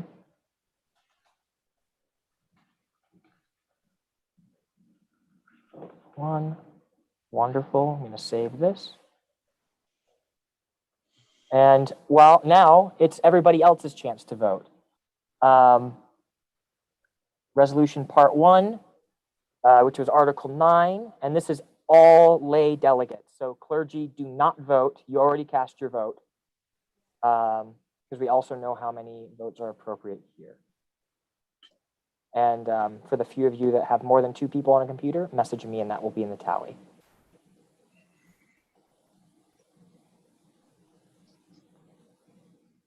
Great, those are coming in.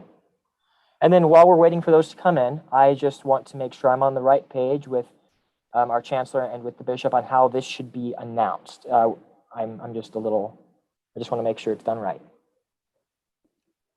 When it's announced, the vote total in the clergy order and the lay order are announced separately. Great. And should I say vote totals, this many to this many? Is that great? Wonderful.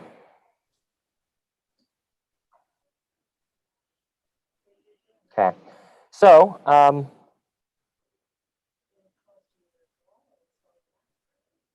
thank you for everybody who's messaging me.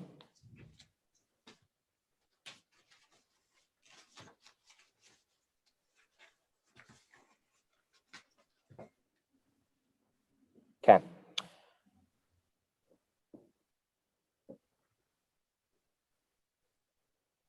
Go. I'm going to end the poll. And to start, what I will do is we can announce the clergy vote totals. If you're ready. So I'll share my screen just so there's full transparency and correct, because the lay vote is closed. Here we go. So you should be able to see now. Hold on, it's in the way. Okay, here we are. So clergy vote, there appeared to be so it was 15 to 15 total, including what I received in the chat. So that is the vote there. And then the lay vote. Here we go. I'm going to share the results here. The votes I received in the chat were a net 0. There were equal amount yes and no votes. So this is the same here. There are 31 plus, so 30 yes votes plus 3, so 33 plus 1 I received in the chat. So 34 yes, and then no, there are 59 plus 6 plus 1 I received in the chat. So that is 56. So it's 34 yes and 56 no. So the Article 9 does not advance forward. It did not sustain the votes necessary to become part of the Constitution of the Episcopal Diocese of Utah. Right. Correct. Kristen Madden, you have your hand up? I do, thank you. I thought you said there were 28 clergy votes and it was 15-15. That equals 30. Did I make a mistake? So I believe there were 29 clergy here present based on the quorum, and then the bishop did have a vote. And so, and he was not included on the roll that we took in the morning. And Bishop, we did have several clergy members come to the meeting that were admitted into the meeting after the roll call was taken at the beginning of the meeting. And there's been several that have left and, come back.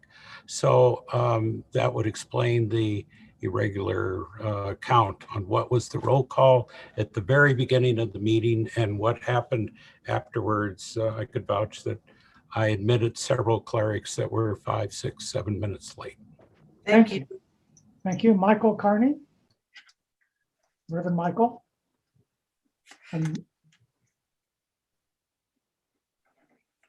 Michael Carney needs to be unmuted. All right, he should be able to now. Thank you. I'm just wanting to make some plans in relation to our 1 o'clock meeting on the bishop search.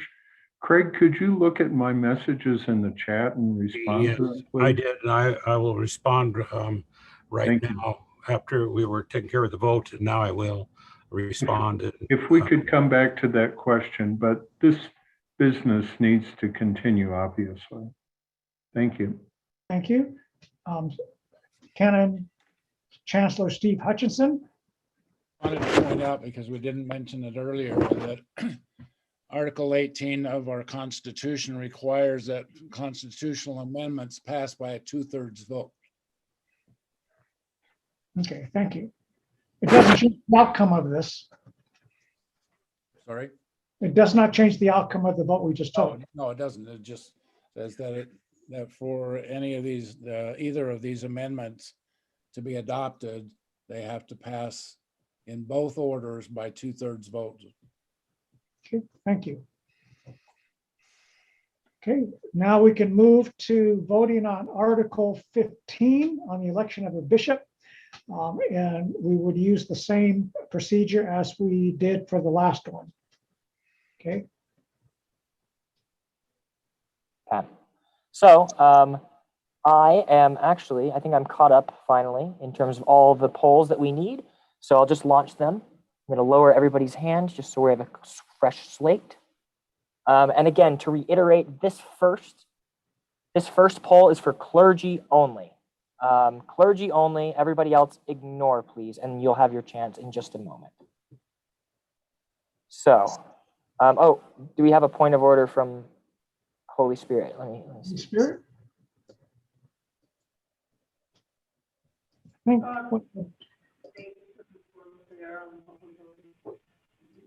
We cannot hear, I cannot hear you. I am so sorry.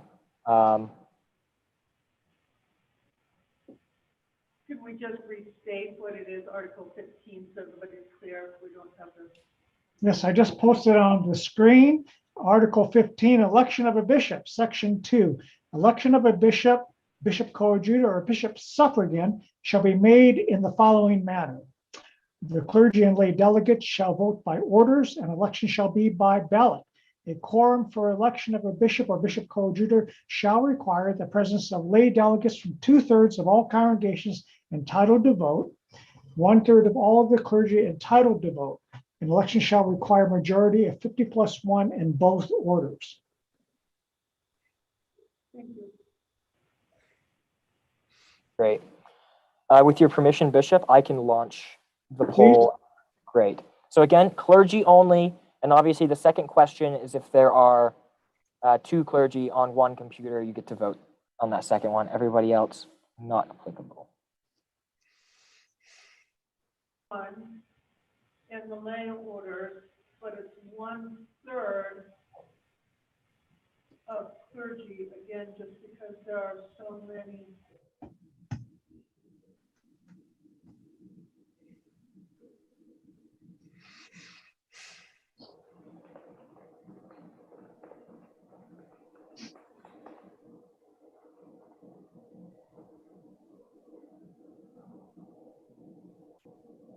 Okay. Everyone has voted in that. I will not share the results, obviously. Thank you for that. So, clergy part 2, clergy 6.2. Save that so I can refer to it later. And now I'm going to launch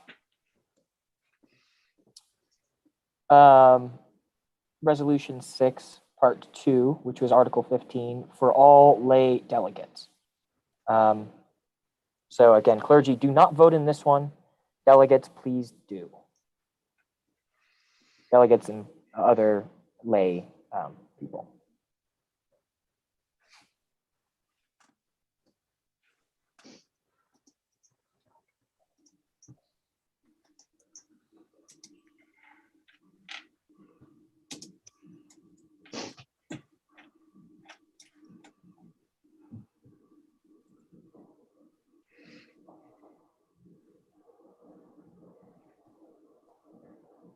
Great. I'll give everybody about 5 to 10 more seconds.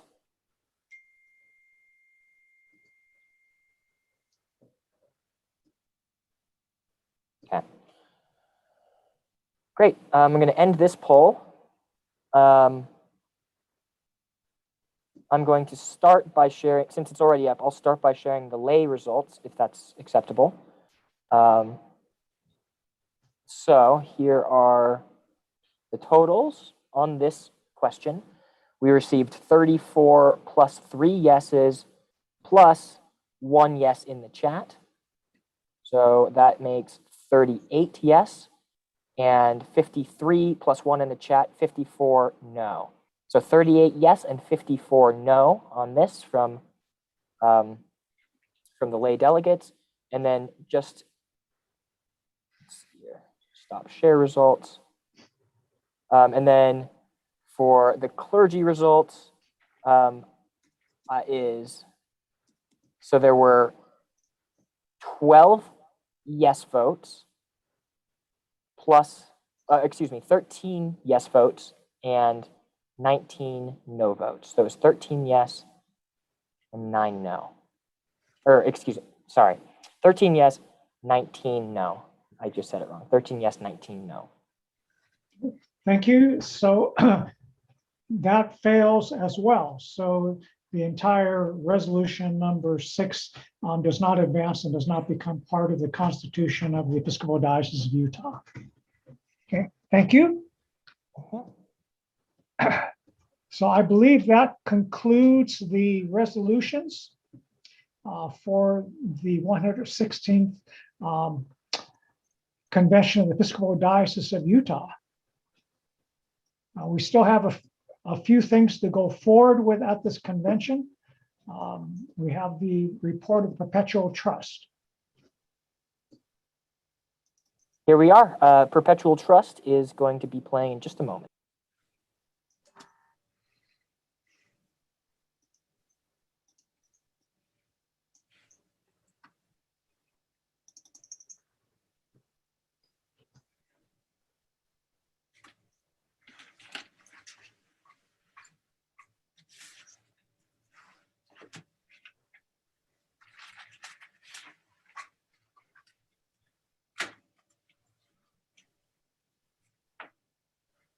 Can't hear?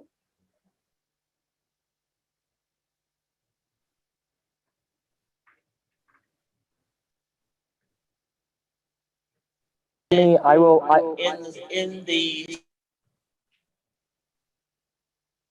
all right, I'll get it right this originally, time. we could Here we only are. pay out interest and dividends, but we realized that that just wasn't a way to operate. So we decided to diversify the assets.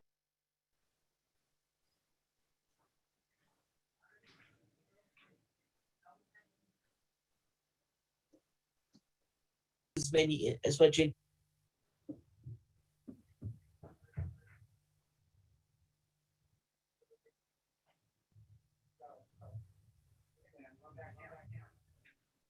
the perpetual trust has been around for, believe it or not, 32 years this year. And it was established with the proceeds of the sale of St. Mark's Hospital by Bishop Bates. The proceeds totaled about $89 million. And it has been invested in the securities market for all of this time. Originally, we could only pay out interest and dividends, but we realized that that just wasn't a way to operate. So we decided to diversify the assets of the trust. I think all of you know that asset allocation means that you spread your risk.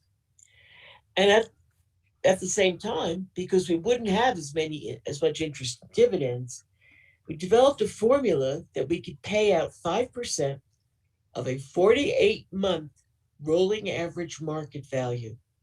And at the time in the mid-90s, 5% made sense. However, today it doesn't make sense anymore. The trustees can't change the 5% distribution. It's in the trust documents. It would have to be approved by convention and a court. And if we lowered that, it would have a significant financial impact on the diocese. So we're faced today with the problem of our responsibility of meeting our obligations to the diocese and also preserving and hopefully building the corpus of the trust. The diocese has helped out over the last 4 years. They've not taken the full operating distribution allowed. But in 2021, the operating distribution will be $3,175,000. And in 2022, it'll be about the same. In addition to the operating distribution,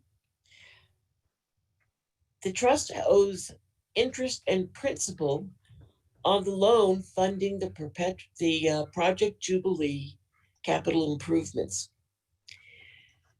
The borrowing for Project Jubilee reached a peak of about $34.5 million in 2011. We've paid it down to $22.5 million. We also are benefiting from the very low interest rates today, because the current interest rate that just changed on April 4th is 1.75%, historical lows. As of March 31st, the trust had approximately $71.2 million. This is about the same that the trust held at the end of 2020 and at the end of 2019. So we are preserving the nominal value. To date, the trust has paid out $143.3 million in operating distributions and $23.5 million in Project Jubilee principal and interest. So in total, we've paid out almost $167 million for the benefit of the diocese. Despite this cash drain, historically, the trust has generated positive returns. This year, because we restructured the portfolio to put more investments into fixed income, our returns have been lower, but we're going to have discussions with our portfolio manager to determine whether this is still a sound strategy. Several years ago, the trust made a commitment to the diocese and to the membership of the church that we would increase our focus on what they call impact investment. That's environmental, social, and governance investing. So we have taken significant action, and currently we've invested in 4 specific social funds totaling $9.1 million. And this constitutes 12.8% of the total assets of the trust. In addition, while many of our investments are not specifically social investment targeted instruments, they are rated by Morningstar or MSCI in terms of their ESG or impact performance. Most of the securities we own have ESG ratings average or above, and actually most of them are above BBB. If we add all of these investments together, it makes up 80% of the total portfolio. So we feel that we have delivered on our commitment to you to increase our investments in social investing, and we have used their social investing ranking as one of the criteria for selecting any new investments.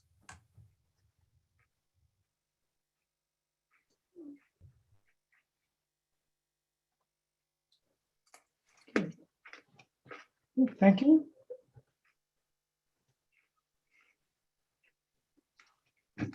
So that concludes the report that we have. There's that. So there, Nick? That was the end of that report, and that is our only video report that we have for this convention, Bishop. Thank you very much. So at this point in time, I turn to the Reverend Dave Sackerson.